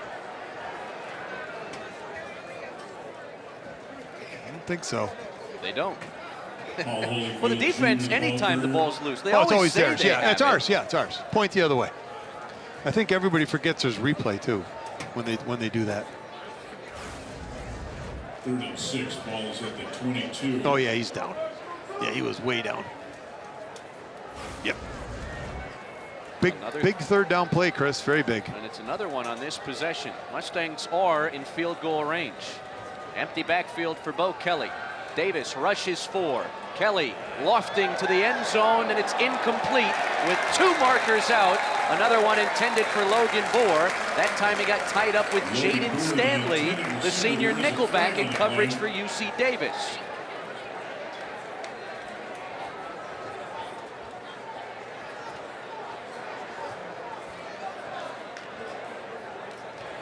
Holding. Number 10 in the defense. It's a 10-yard penalty from the previous spot and an automatic first down. So you see what this run game has done, right? It's created these one-on-one outside. You got to keep guys in the box, right? You can't just push guys out. So now they're creating these one-on-ones outside. Got experienced receivers in Boer and Briscoe, guys like that. Oh, look here. Take a look. Oh, no, we're back live. It's an empty set. Second red zone trip of the night for Cal Poly. Had to settle for a field goal last time in here. Lofting for Briscoe, and he couldn't hold on. It hit him in the hands. And Jaden Stanley, fortunate, Michael Briscoe didn't hold that one in for 6. Receiver Michael Briscoe Just missed it. brings up 2nd and 10. That's about the best ball we've seen Bo Kelly throw on that fade route today. It was right there. You know, Briscoe makes that catch 9 times out of 10. Unfortunately, that one was the one that he missed, but good ball by Kelly. Put it right where he should have put it. Only 3 catches for Mike Briscoe tonight. And it's Trey Wilson not getting anywhere against the inside of UC Davis defense. Trey Wilson, the ball carrier. Sam Goligowski, redshirt sophomore, who had 2 sacks against Cal Poly No gain on the up play. in Davis Brings up last 3rd year. down Keep for in mind, Mustangs. UC Davis without Rex Connors, a Buck Buchanan Award candidate who was injured after lining up as a running back and scoring last week. They might not have him again this year. Right, that's what they were saying during the week. So A big loss for this defense, but trying to hold Cal Poly to a field goal attempt on 3rd and 10. Back to Briscoe, and he can't catch this one. Well, he turned around, it was right there, and a couple balls intended for Michael Briscoe fall incomplete. Cal Poly will have to settle for the field goal attempt to try and tie it. not a terrible drive, though. After the 3 and out, they get all the way down the field. If they can get out of here with the 3, you know, that's not a bad way to start the second half. And you've won that middle 8, if in fact you get there. Noah Cerna, his first field goal attempt of the night. 8 of 11 on field goal tries last year, 3 for 3 this season.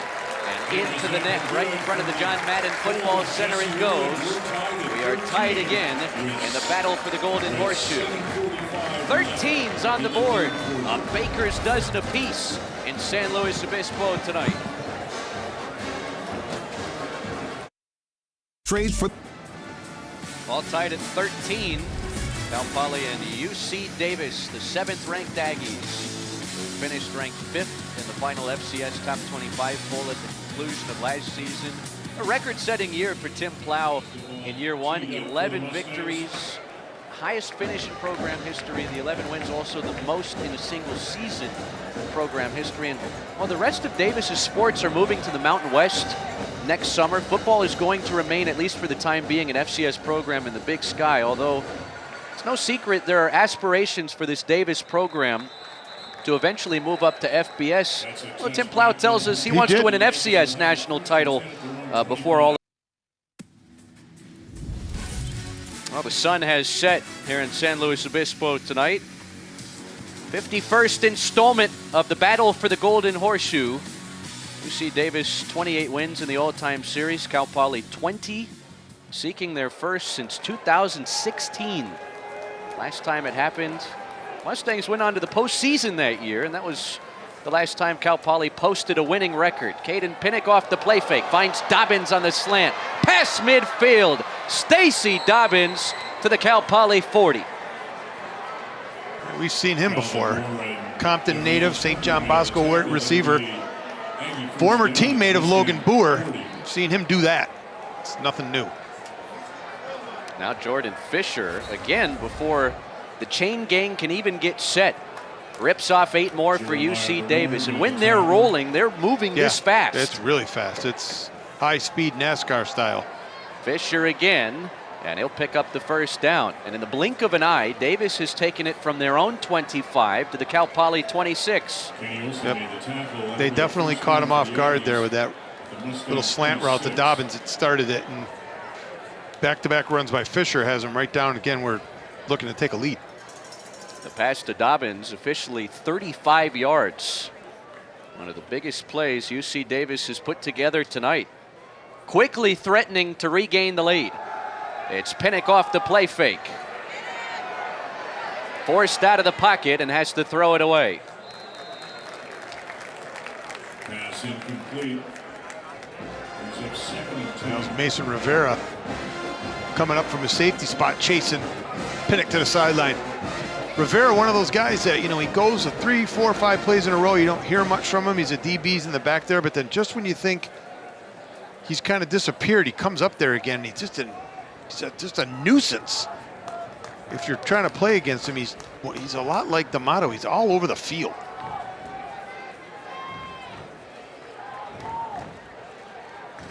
.259 yards of total offense for Davis tonight. Pinnock keeps it.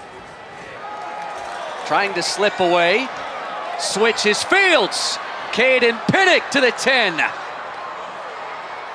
Inside the 5. One of the more impressive runs you'll see from a quarterback at any level of football this year. He's different. You said it. Wolf called him slippery, and he was covered in Vaseline on that play because he had no chance. He was dead in the water. He was. For nothing. Mason Rivera couldn't finish him. Nope. The problem is you had every single guy on the defense over pursued past the middle of the field, and then nobody back there to help when you can cut back the other way. Teach on defense, stay there, the ball's coming back to you. Carter Vargas taken down near the 1. Kenny Olsen made the stop for Cal Poly.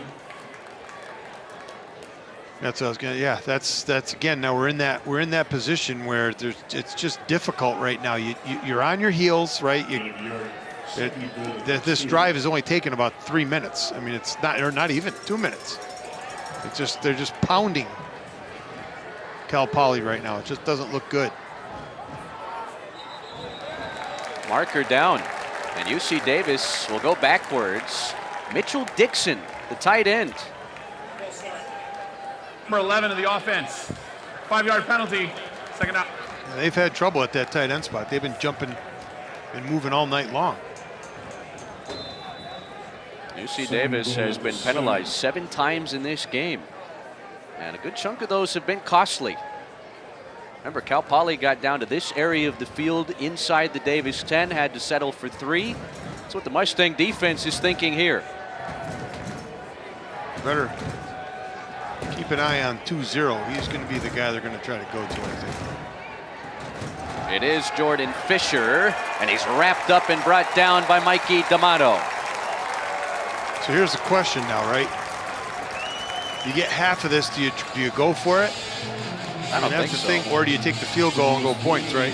On the road, I think you got to get the points. I mean, the way this game has gone, each team has 1 touchdown. You know, it's not like they got a whole bunch of them. Remember, Davis has 2. Oh, they have 2. They missed that point after try. True.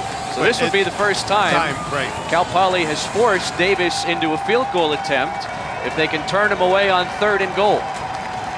I'd still watch out for Fisher. That's Bring Batu in motion. Here's Pinnock setting his feet, lofting back of the end zone. Touchdown, Zach Jones. His 2nd tonight, and Davis retakes the lead.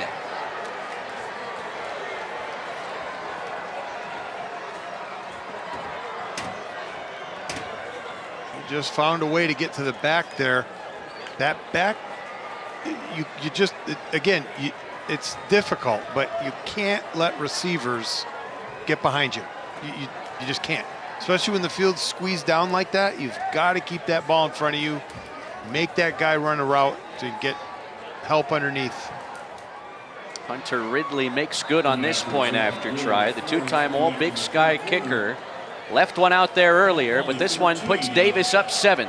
Davis 20.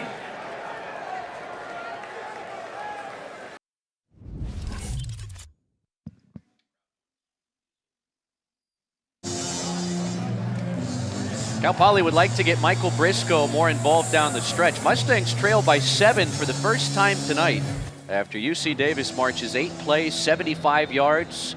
Caden Pinnock finds Zach Jones for a 2nd time tonight in the back of the end zone. Pinnock's accounted for all 3 touchdowns for UC Davis. Squib kick. They'll get it away from Trey Wilson. Ooh. And stop the kick return shy of the 30-yard line. Some more extracurriculars between these two rivals after the play was dead. So you said 8 plays, 75 yards, right? 3 of those plays happened in about 8 seconds. I mean, the last part of it, it took a little time, but those first 3 plays coming down the field, if you would have blinked or you went out to use the restroom, how'd they get down there so quick? I was only gone a couple seconds. That was very quick. Poly much more deliberate with the way they're playing on offense. Well, keep in mind, Mustangs have been in the red zone twice, and twice they've had to settle for field goals. Yeah, you're right. That's also part of the issue right now. They're going to have to figure that out.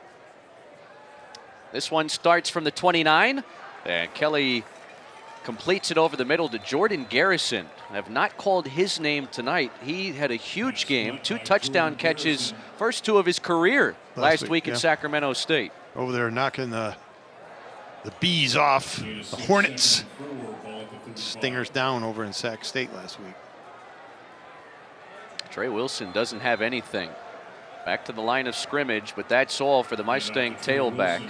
That's where you miss the yak yardage ability of Tyree Washington, who had some really impressive runs breaking out of tackles last week.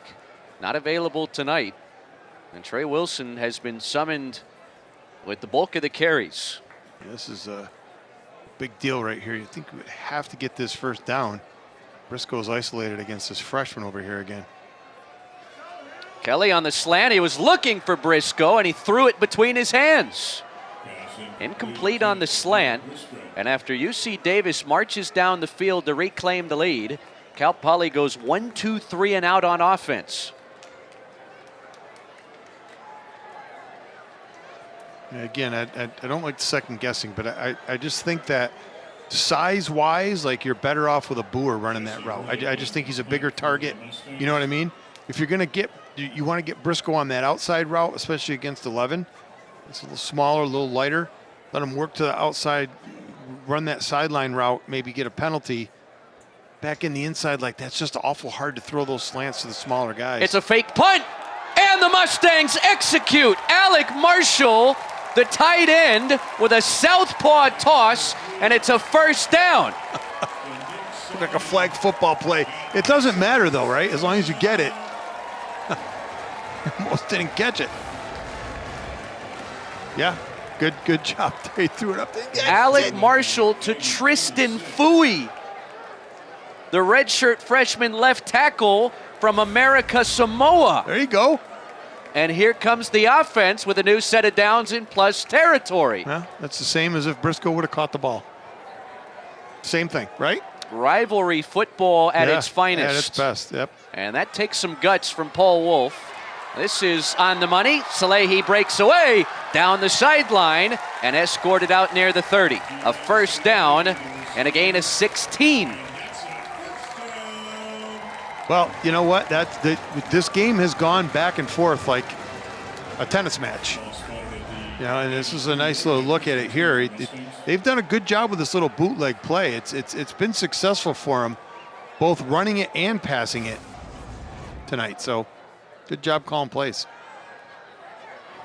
Kelly, well protected, lets it rip, and it's out of bounds. Jordan Garrison was in the vicinity, but never had a chance to catch it in bounds, and it's incomplete. So they tried to run that out and up there, which some people will call wheel route, but it just, he was open on the out. I don't know if we could have seen that, but he was a lot open, like what they say, wide open on the out, and he waited, and I don't think Garrison wanted to get the ball there. He just ran the route. Didn't sense that he was open and just sit down. Trey Wilson submarines inside the 25, 6 yards on the carry to set up Cal Poly with 3rd and 4. The Liberty transfer Marquise Bell made the stop. I want to go back and correct something from the trick play that allowed this drive to continue. Alec Marshall, we had that right with the throw. It was Nick Sani, the other tight end, with the catch. That was a tight end to tight end. There you go. Successful fake punt. Well, they'll be having fun talking about that. You get in the tight end room back in spring ball, and you can only dream about a scenario like that. Here's 3rd down. Kelly over the top. It's caught. It's a touchdown. And it's Logan Moore with his second tonight.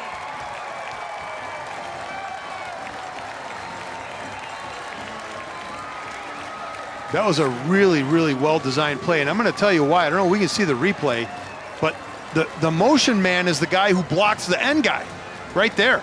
He doesn't make that block, and that ball does not get there. If he does not make that block, that ball does not get there. Keon Salehi being attended to by the medical staff. Cal Poly an extra point away from pulling even again with the number 7 team in the football championship subdivision.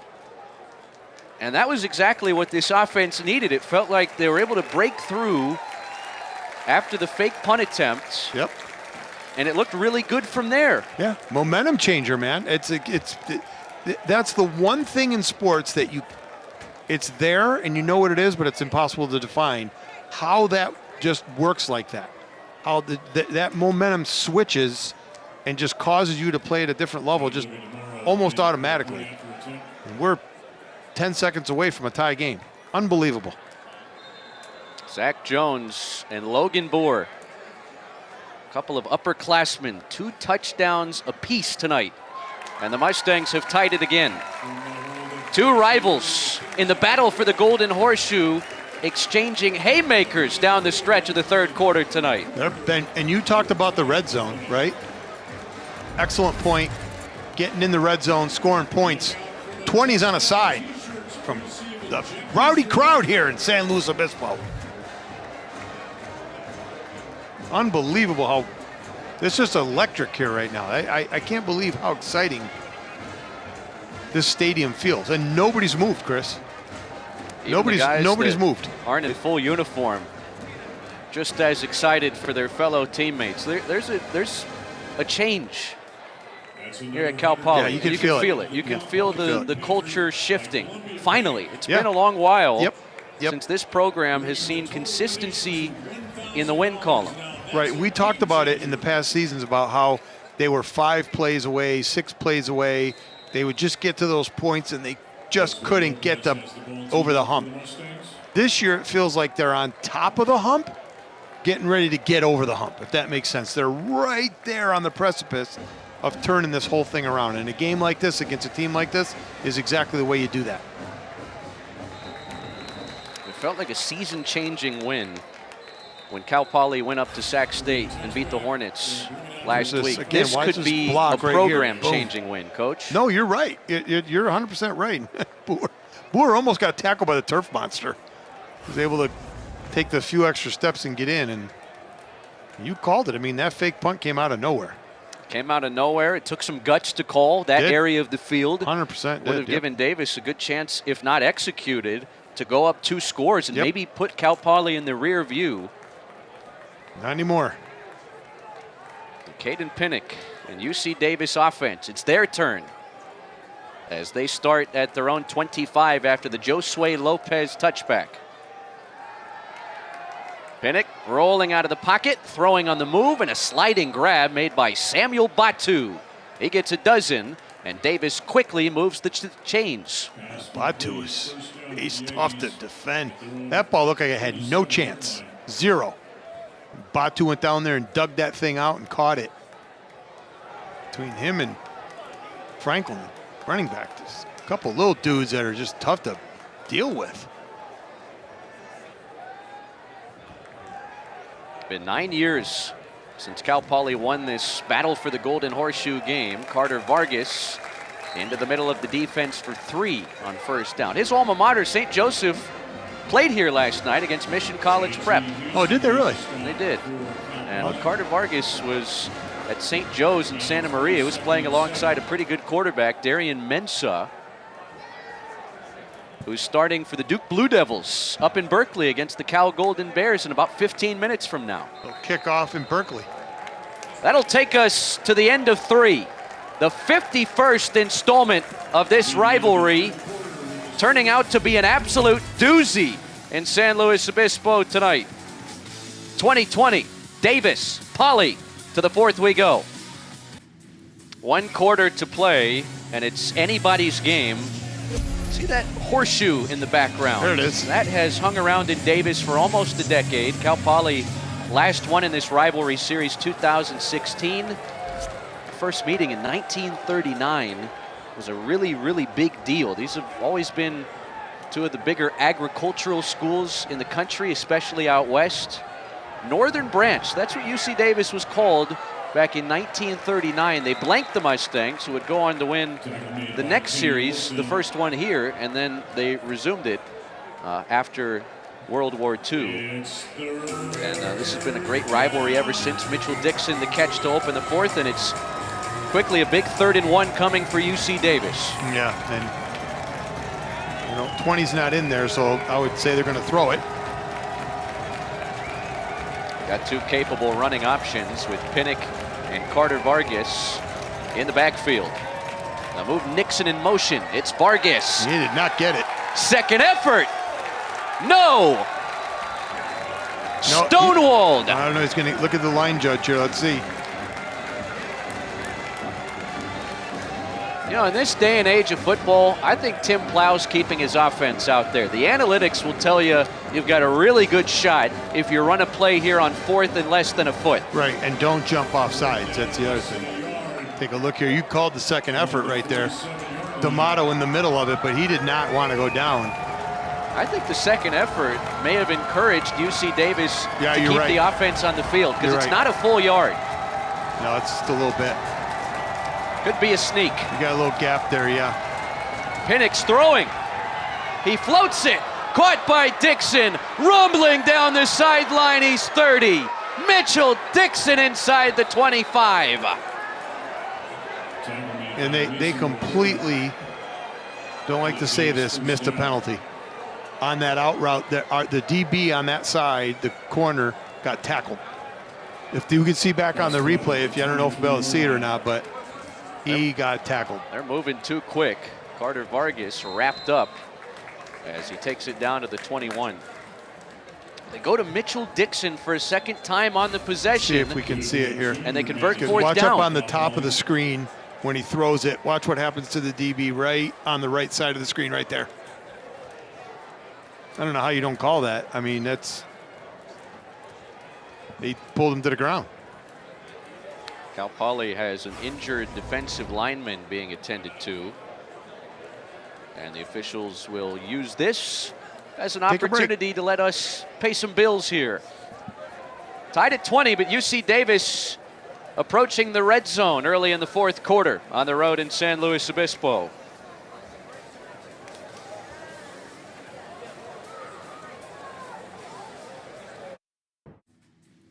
Battle for the Golden Horseshoe tonight in San Luis Obispo. Number 7, UC Davis, and Cal Poly tied at 20. And the Aggies approaching the red zone. The chance to reclaim the lead. You know, we haven't. Here we go again with this fourth down play. What a call. That took a lot of guts, but I still think that's a penalty. I don't know how you don't call that, but. 2nd and 7 at the 20. Anyway, here we are. Vargas motions out of the backfield. Quick toss middle. Samuel Batu into the red zone with a first down. UC Davis to the Cal Poly 12. You know how what we haven't talked about much is this throwback logo that they're sporting on the side of their helmet tonight. It looks cool, doesn't it? Yeah, 1950s, I believe. It's good. I like it. What they're mimicking. Always nice to bring out some throwback threads on homecoming, especially when you can do it against your rivals from up north. It's Vargas inside the 10. This game's getting to have that last kind of feel to it, doesn't it? The way things are going here, the kind of seesaw back and forth game that it is. Both teams weigh the same, and the Fulcrum's right in the middle of that seesaw. It's going back and forth. You got to watch out for Batu out here by himself. I'm worried about the Mustangs' run defense after Sac State ran for 230 last week, but they've held Davis to 100 yards on 25 carries. Vargas with a hurdle and a touchdown. Touchdown. Well, they got the running game going there. Yeah. And the local kid from Santa Maria, about half an hour away, has given Davis a fourth quarter lead. You want to see that again. He got up over the top of somebody right there. Somebody went down on the ground there. You can't do that. And here's Vargas. Yep. Somebody dove. Can't dive. Stay Right over the top of Jeremiah Bernard, Stay on your feet. who tried to chop him down shy of the first down. Instead, Carter Vargas, his third touchdown run of the season, extra point through. Davis by 7 again with 11:20 to play. Cal Poly 20. Well, UC Davis 27. it's not a backbreaker the way things are going, but we've seen better games here, haven't we? Things come out weird at the end of these games, so let's see. Don't they say crazy things happen under a full moon? I don't know if that's a full moon in its entirety, but it's darn close. Pretty close. 27-20. Number 7 UC Davis has reclaimed the lead after a 9-play, 75-yard drive, capped off by the 9-yard Carter Vargas touchdown run. Now here's Whenever one of these rivals has gone in front, the other one has seemingly had the response tonight. Right, and how about this? That extra point is hanging around. Sure is. It's hanging around. UC Davis 4 touchdowns, but they have missed 1 extra point tonight, which has kept Cal Poly as close as 7. And no return here for Trey Wilson. We'll bring it out to the 25 on a night where the Mustangs have racked up 253 yards of total offense, and there's a late marker down after the teams exchange more pleasantries Flag on the play.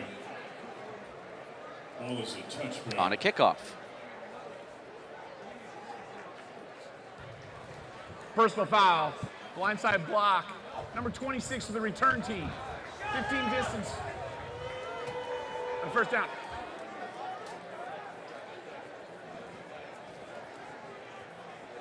Second personal foul on special teams tonight against Cal Poly. Yeah, that doesn't help because now you're made the field long, but again, with the way the game's been going, it doesn't seem like the field being long matters to either one of these teams. Bo Kelly and Cal Poly, they start at the 12. Kelly chucks it. Nice catch. What a night it's been for Logan Bohr. 2 touchdowns and gets the penalty yardage back and then some. 16 yards on the completion. Looking good tonight. They've found him. He's the complement now tonight to Michael Briscoe. Really good catch. You got both feet down. You only need one. You got both. Over 80 catches, 800 yards for Logan Bohr across 4 seasons at Cal Poly. It's Kelly going middle, and a flag, make it 2. He was looking for Bohr again, who has earned the right to talk a little smack tonight. He has. He's come out of his shell a little bit. Remember, he dealt with some injuries early this year. A little the hammy going there, a little. Pass interference. Number 10 of the defense. The ball placed in the spot of the foul and an automatic first down. UC Davis without Ty Richardson, starting cornerback, without Grant Garrettson, a linebacker, and without the Connors brothers, both Rex and Porter, all conference talents. Twins not playing. Big losses for the Aggie defense. Pressure on Kelly, and nobody home. And Logan Bohr ran one way, and the ball went a different direction. You have to wonder if they're not trying to set up. I was going to say Briscoe, but I don't even see Briscoe on the field. Not now. It's been a quiet night for one of the best draft-eligible wide receiver prospects in the FCS. Mike Briscoe on the sideline for 2nd and 10. Only 3 catches for Cal Poly's leading receiver. Davis will bring 3. Kelly, quick toss. Bohr trying to turn the corner and has it 3 yards shy of the line to gain. And that's kind of what I was saying to you earlier, right? About those inside routes there, the slant, the sit route, those little inside routes. Bohr's 6'4" and wide. He can sit down in there and it's easy to find him. And it's also hard for defenders to get around him, and I think that makes a difference. Everybody bunched up here for 3rd and 3. Out of the pistol. Paul Holyfield tries to make a cut, and he is squashed for nothing. Hand off to Paul Holyfield Jr. Rain Mayo, sophomore nose tackle from San Jose, planted the Mustang tailback. Well, what do you do here? You got to punt. UC Davis comes away with the stop. I don't think you have. That's not even up for debate right there. You can't go for it and give them a chance. Got to let your defense play. You still got 10 minutes. That's plenty of time. Jesse Ehrlich in to punt for the Mustangs. Last time the Mustangs brought out these guys, they converted a fake punt that led to a touchdown. No trickery here. Jesse Ehrlich with Riddick signaling fair catch and making it near the 17. UC Davis with the football back and a touchdown lead. Perhaps a chance to take control of this battle for the Golden Horseshoe game. 9:40 to play. Pivotal possession for UC Davis. Huge. Up a touchdown on the road at Cal Poly. 9:40 left. Clock not a factor yet, but UC Davis, they have the ground game ability to take a lot off of this clock and perhaps go up 2 scores for what would be the first time all night. Yeah, I would think if they get a first down or 2, they start chipping a little bit. But you've got to get that first down. No question. Got to get that one off the books. Jordan Fisher sidecar right. And Pinnock keeps it. Doesn't have much. The gap closed very quickly. Victory Johnson has been chasing Caden Pinnock all night. Yep. And combined to bring him down 1 yard on the run. Yeah, you're right. He's going to be seeing 10 in his sleep tonight. The guy's been all over the place. Pinnock and 9, ball at the 18. rather Johnson and Nalawafe from the Mustang defensive front. Not seen Ethan Rodriguez since he left the game earlier. I saw him on the sideline down there a while ago with the same arm sling that he had on a couple weeks ago. Play clock down to 5 here for UC Davis. And Tim Plow forced to take timeout to avoid a delay of game penalty. Took a while for everything to get sorted there after the 1 yard quarterback Out of the run. half, 30 seconds. When you're in front, those timeouts don't quite matter as much. But should this come down to a tie game late, a situation where maybe Davis is trailing late, Right. you might want that stoppage back. Well, and the other thing it does too is when Poly's been sort of a little bit caught off guard on defense, you've given him Poly a free timeout. So you've basically awarded a timeout to Poly, if that makes sense. They get settle themselves down here the second long, getting the right coverage, getting the right front, what you want. And then hopefully, things go your way. But you're right, there was a lot of confusion. Guys were not lined up right for Davis. Empty backfield on 2nd and 9. Off the play fake to Fisher. Pinnock lofting it deep. Stacy Dobbins made the catch. The pint-sized wide receiver from Compton with a huge gash through the Mustang defense. He knocked the wind out of himself. And replay will stop it to take an extended look. How often have we seen this in college football early this season? You have to survive the ground. Yes, that's correct. Let's see here if the ball moves at all. Well, you can't see it there. To see on an end zone look, maybe. I think the Madden Center end zone cam would have the best viewpoint.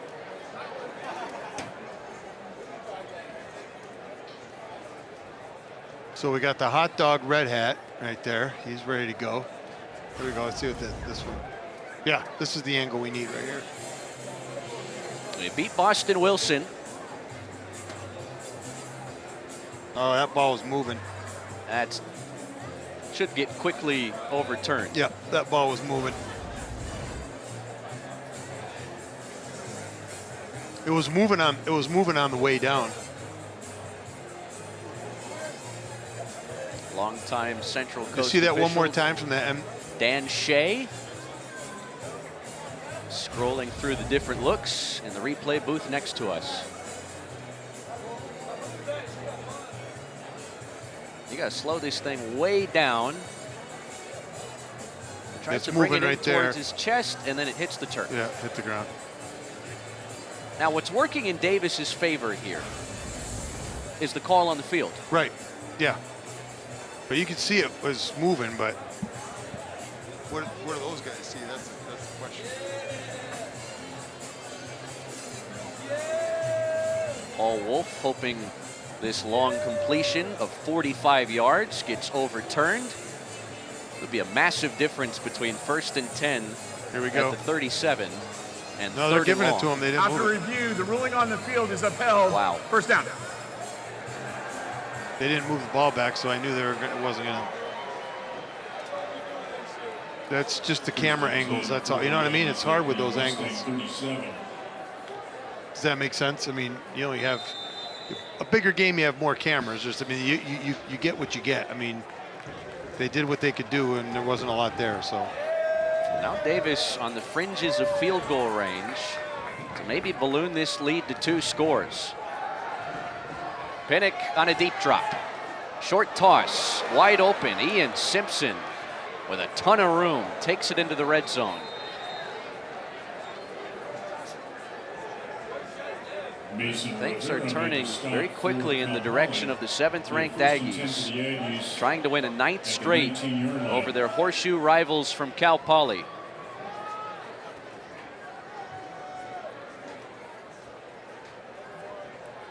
Surprised they didn't review that longer. it looked to me like the ball was moving, but I mean, I guess they didn't think there was enough there. Pinnock steps away inside the 10. And UC Davis has 1st and goal. Eddie Olson finally brought down the quarterback. Chance to really take control of this game.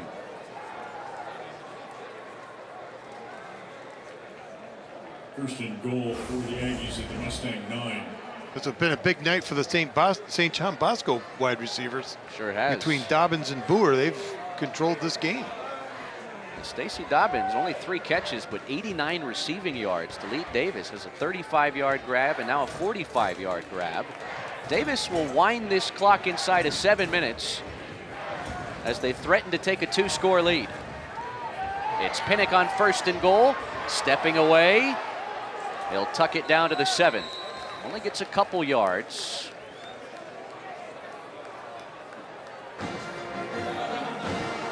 When you think about how delicate it is to face a top 10 team and all the things that have to go your way to be on top when it's all said and done. And there's been no turnovers all night. It's like it's just waiting to jump out.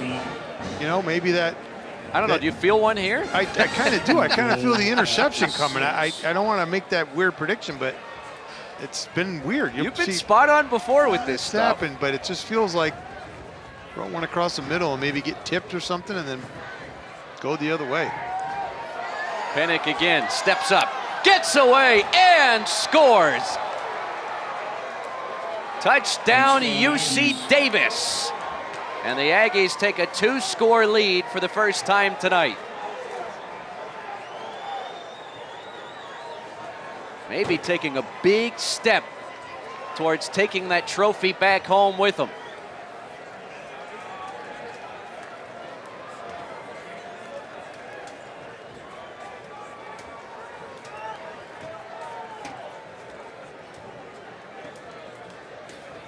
UC Davis has made Mustang Memorial Field as quiet as it's been all night. They have scored 2 touchdowns unanswered here in the 4th quarter to go up 34-20. And some of the fans are starting to head for the exits.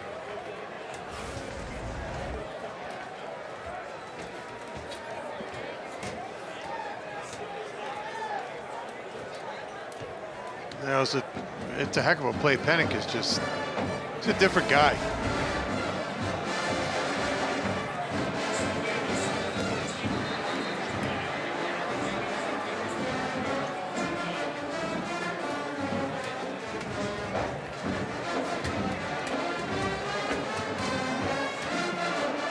Six plays, 83 yards. Trey Wilson deep to receive for the Mustangs.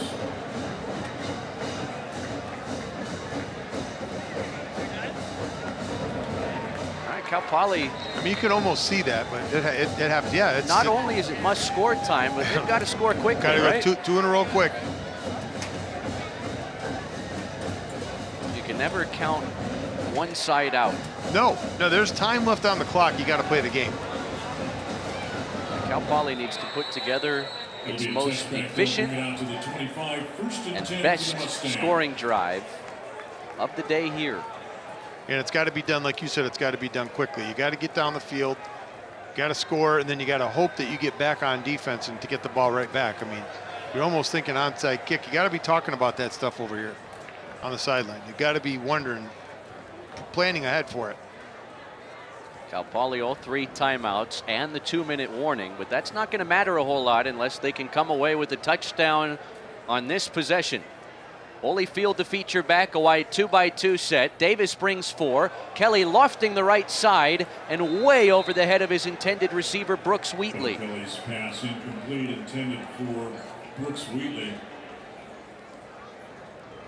Now Mike Briscoe with 10 targets tonight, but just 3 catches. Do you give the credit to UC Davis's defense? Yeah, I think they knew. If you're going to lose, or if you're going to lose to a team, you don't let that guy beat you.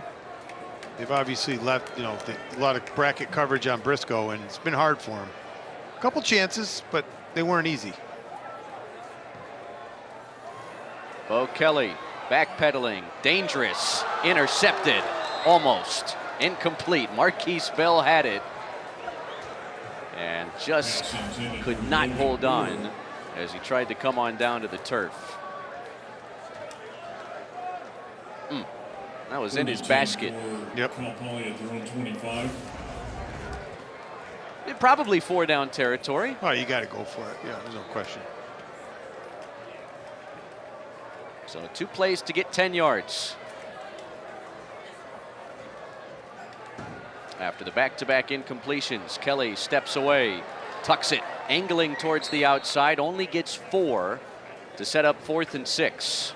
That's where you miss a Diefenbach and Anthony Grigsby, who can likely outrace that defender for a little bit more. Yeah, no, you're right. Yeah, I think Diefenbach of the 2 of them.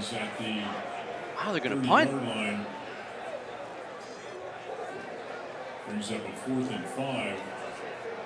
The clock dwindles inside of 5.5 minutes. Jesse Ehrlich. You don't have enough time to punt. Sorry, just don't. You're definitely not faking it. You're not going to fool anybody.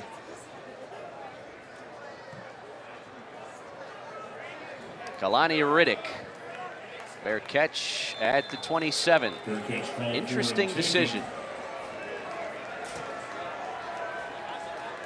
The 1st and 10 for Davis at their own 28-yard line. I mean, that'll empty out some more of the crowd here.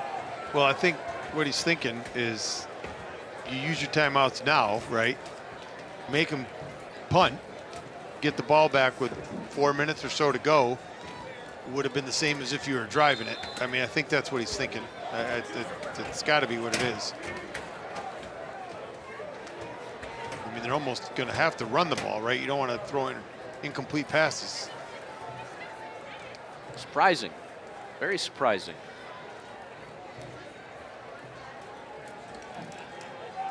First down run for Jordan Fisher. It's 2 yards. And Paul Wolf will start taking those timeouts. You have to. Now. That's what I'm saying. I think that's what he was planning for. And Punt. Daniels has made the tackle. Make him have to punt back and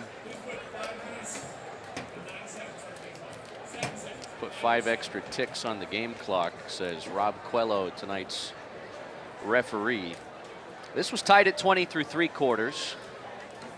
UC Davis 14-0. They have won this 4th quarter so far. And you'd imagine that was part of the message from Tim Plow and his staff in between the 3rd and the 4th. You win this quarter, you win the game. yeah, no, you're right. Yep, they've done a spectacular job of controlling the momentum of the game in key areas. Right when Poly gets it, they just snatch it back, and that's a sign of good coaching, sign of Good preparation for sure. That's definitely what you want to see.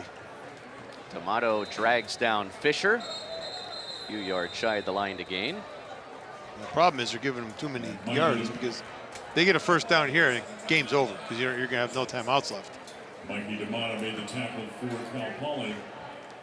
Well, last gasp, right? You got to get a stop and you got to get the ball back, and then you've got to score really quickly and try to do it all over again. Can't give up 7 yards in 2 plays.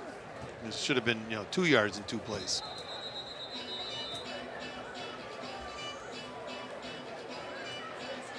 I want to report some good news. You see number 2 on the screen there. Troy Bean was stretchered off and taken to a local hospital last weekend up at Sacramento State. Very, very scary moment. His family was brought on the field. They ran a bunch of tests. Everything was okay. And just almost miraculous to have Troy back out there feeling good a week later. Pinnock looking for running room. In trouble. Incomplete. Now they don't. Oh, no. Late hit on Pinnock. Bobby Pyland hit the quarterback late. Whistle foul. Roughing the passer. Number 90, the defense. 15-yard penalty and automatic. First down. And that feels like some sort of nail in the proverbial coffin tonight.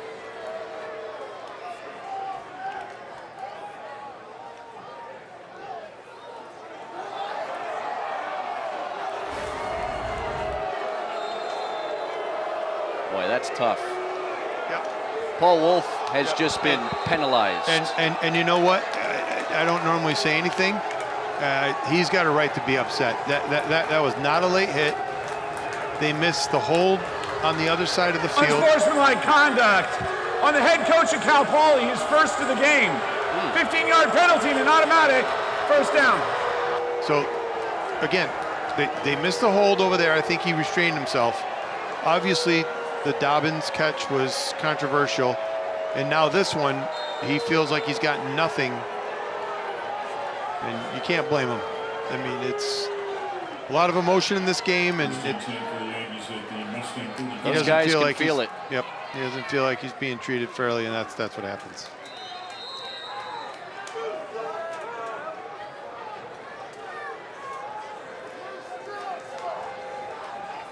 Tackle made by Bobby Pyland Jr. And a flag on the play. After the play, unsportsmanlike conduct, number 7 in the offense. It's a 15-yard penalty, remains second down. On Stacey Dobbins.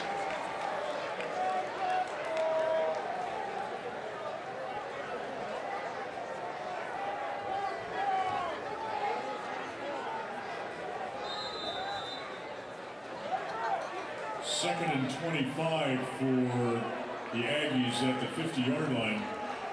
I think the most important thing is the clock. Yeah. So this doesn't help Davis right here. I mean, thing is, Poly's down to their last time out. They got to call it. Mikey D'Amato made the tackle for Cal Poly. Davis can take this thing down to about Gain of 3. 3 minutes or so. Down. But I think you got to call timeout after this play, right? Because then on 4th down, they punt and the clock stops on the change. So I think you have to use your last timeout right here and just hope for the best. Pinnock out to Carter Vargas, who can't get away. Loses 3 yards, and the Mustangs will take that final timeout at 3:35 and get the football back down 2 scores.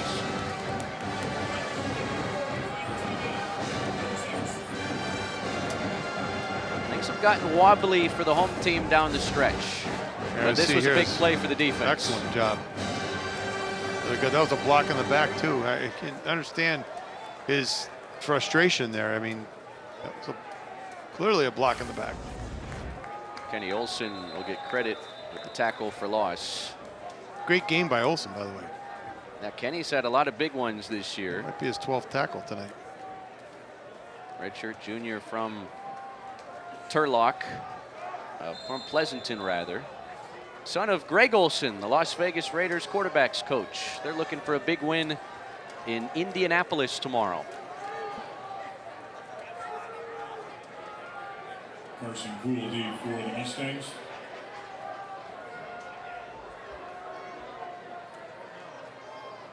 Dylan Morrow to punt. Carson Cole will let it bounce through the back of the end zone. It's a touchback.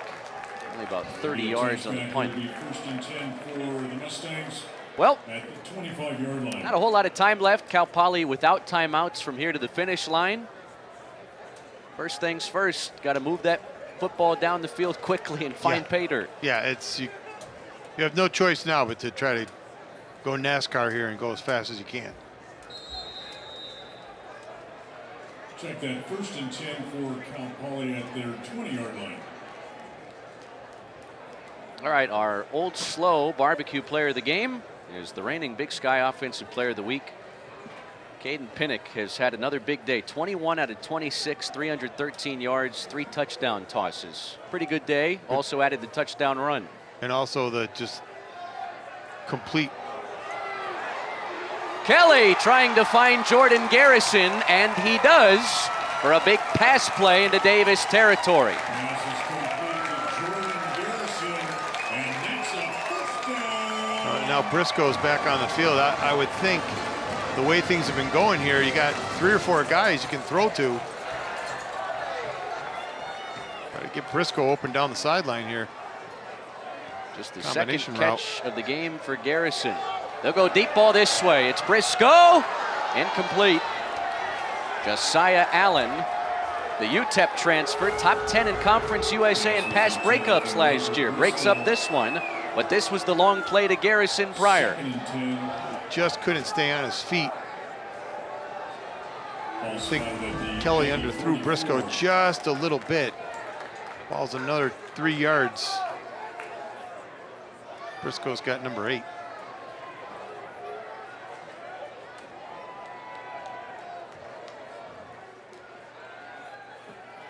On second down, that's incomplete.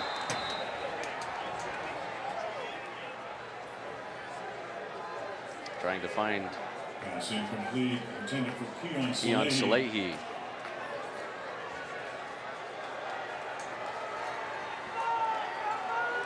So now it's third down.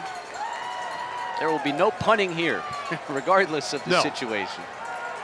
And ideally, if you're going to score a touchdown, you want to do it before that 2-minute timeout. Right. It's Although an extra time. Yep. you need an onside kick even if you do get the touchdown. Kelly hit as he throws, and it's incomplete with a marker in. Brooks Wheatley, Intended for Brooks Wheatley, the intended receiver. And the penalty against UC Davis will be their 10th. Holding. Number 1 of the defense. 10-yard penalty and an automatic. First down. On Kalani Riddick, the senior safety transfer from Southeast Missouri State. Take a look here. Yeah, it was at the end there. Couldn't really see it. Ball spotted at the 34-yard line of the Aggies. Tim Plow, regardless of the result, will not be happy with the penalty yardage given away. Kelly lets it fly. Logan Bohr, have a night. Contested catch Wow. to put the Mustangs on the doorstep. Somebody's making a name for themselves here in San Luis Obispo. That's a heck of a catch right there. It doesn't get any more difficult than that. Now Holyfield trying to get that push. Got to hurry up and get back on the ball. You can't be screwing around. Let's go. Paul Holyfield Jr. Approaching that 2-minute timeout. I don't know if it really matters at this point, because if you don't get the onside kick, the game is over. Second and goal at the 2. There's not enough time to get the ball back and get 3 stops. Better snap this before the 2-minute timeout. And they don't.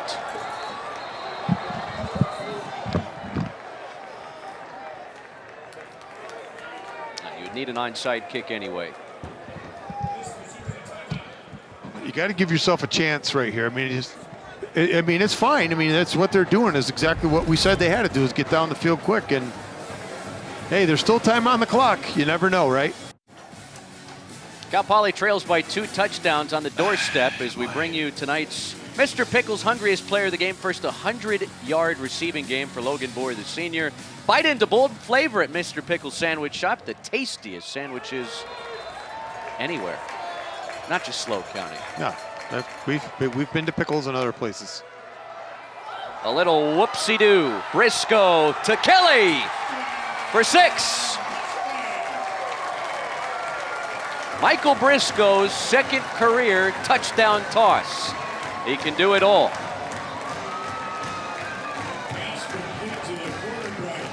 Well, if nothing else, Cal Poly has proven, as we take a look at this play, the old double reverse pass for 6.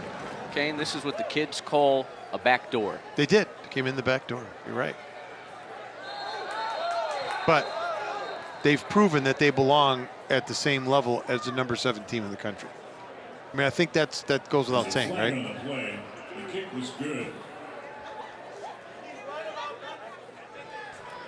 Offside. Number 8 of the defense, causing a protected player to move. Half the distance to the goal. Replay the try. You don't go for 2. Do not do that. That's right. Just keep them out there. Never take those points down off the board. That's right. You make that decision, you end up second guessing yourself. Stick with it. The yard doesn't make any difference here.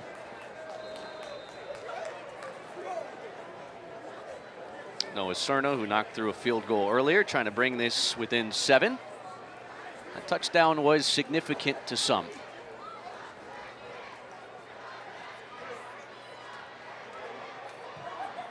Seven-point game, and it will come down to an onside kick.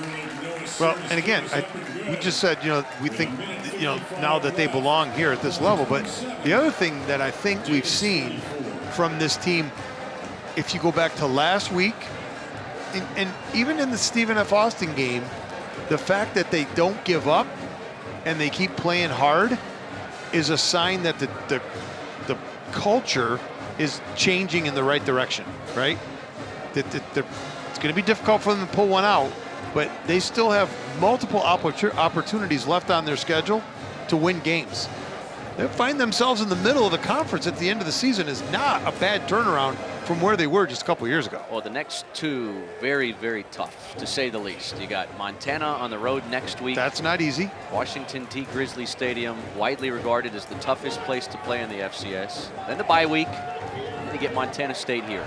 Right. Then you get to November, things soften up just a little bit. That's what I mean. State's winless. Those 2 road games will be tough. But first things first. Yeah, let's get through this here.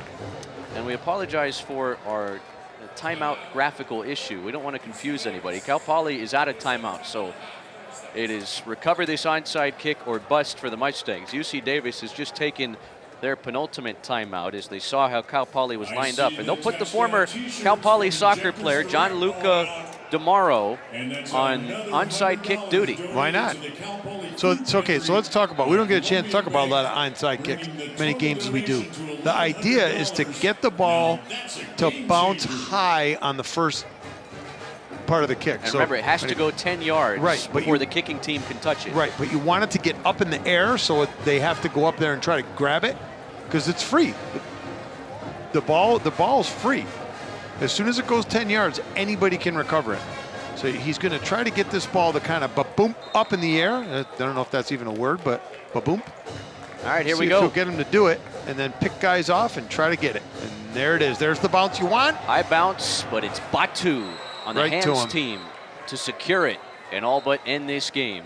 Yep, kicked it right to him, and it's a little difficult, but he kicked it just the way you're supposed to. UC Davis Onside kick is covered by Davis. just a few plays away from putting the finishing touches on what will be a 9th straight win in this rivalry series. Again, 2 top 5 games upcoming. You just played number 7 here. I mean, this is just life in the Big Sky. Right. If you can get to November healthy, I think there's another big stride for this program to take. Those last 4 games you would put in the winnable category. It won't be easy, but winnable. Yeah. Victory formation for the redshirt freshman, Caden Pinnock.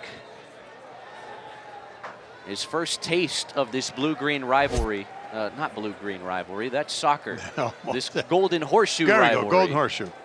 There's Davis's There's next. a big blue-green soccer game that's going to Something. be here later Something. this month that might have more fans than what we saw here tonight. Yeah, they finished up with some Yeah, rough games there, you too. look at Idaho, November Montana for State. Davis. Northern Arizona will come to town next week off of their first Big Sky loss at home to Montana State earlier today. With the Battle of the Causeway to That'll be the close out the last season. time the Causeway rivals will meet for the foreseeable future. Pinnock will put one more knee to the turf. And that battle for the Golden Horseshoe Trophy, which has remained on that sideline for almost a decade now, and for the entirety of this game, you just thought, man, if Cal Poly could have done it tonight, it would have created quite the scene with the Mustangs going to the opposite sideline to grab the trophy. right. But that trophy is going to remain in Shredville with this top 10 UC Davis program. The Aggies survive in San Luis Obispo tonight. 34-27. It's 9 straight in the rivalry for UC Davis. A lot of emotions being poured out for two teams eyeing a 2-0 start to the Big Sky season. And it's UC Davis getting it done, lot of respect right there. 34-27. Sorry to interrupt you, but Coach Wolf went right out and found Pinnock. Let him know you won that game for the Aggies tonight. And he did. Coming out party for Logan Boer. A lot of good defensive plays for Cal Poly. They're in the conversation now. You're right, Montana State back-to-back, that's not easy.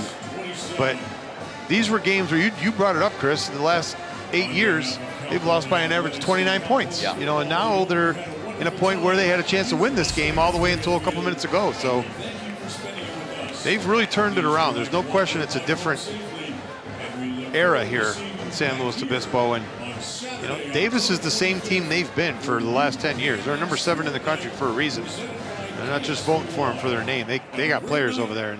And between Dobbins and Boer, they're lighting it up for the SoCal region. Great game. Dude, it's a lot of fun to call that game. It was exciting all the way around. Came down to an onside kick. Cal Poly falls short. 56-10 UC Davis won this game last year. Mustangs certainly have made a lot of strides in between time, but the Aggies just a little bit better tonight as they hoist that battle for the Golden Horseshoe Trophy to the sky at midfield. It will be a happy bus ride up north for the Aggies, who have opened the Big Sky slate with consecutive victories.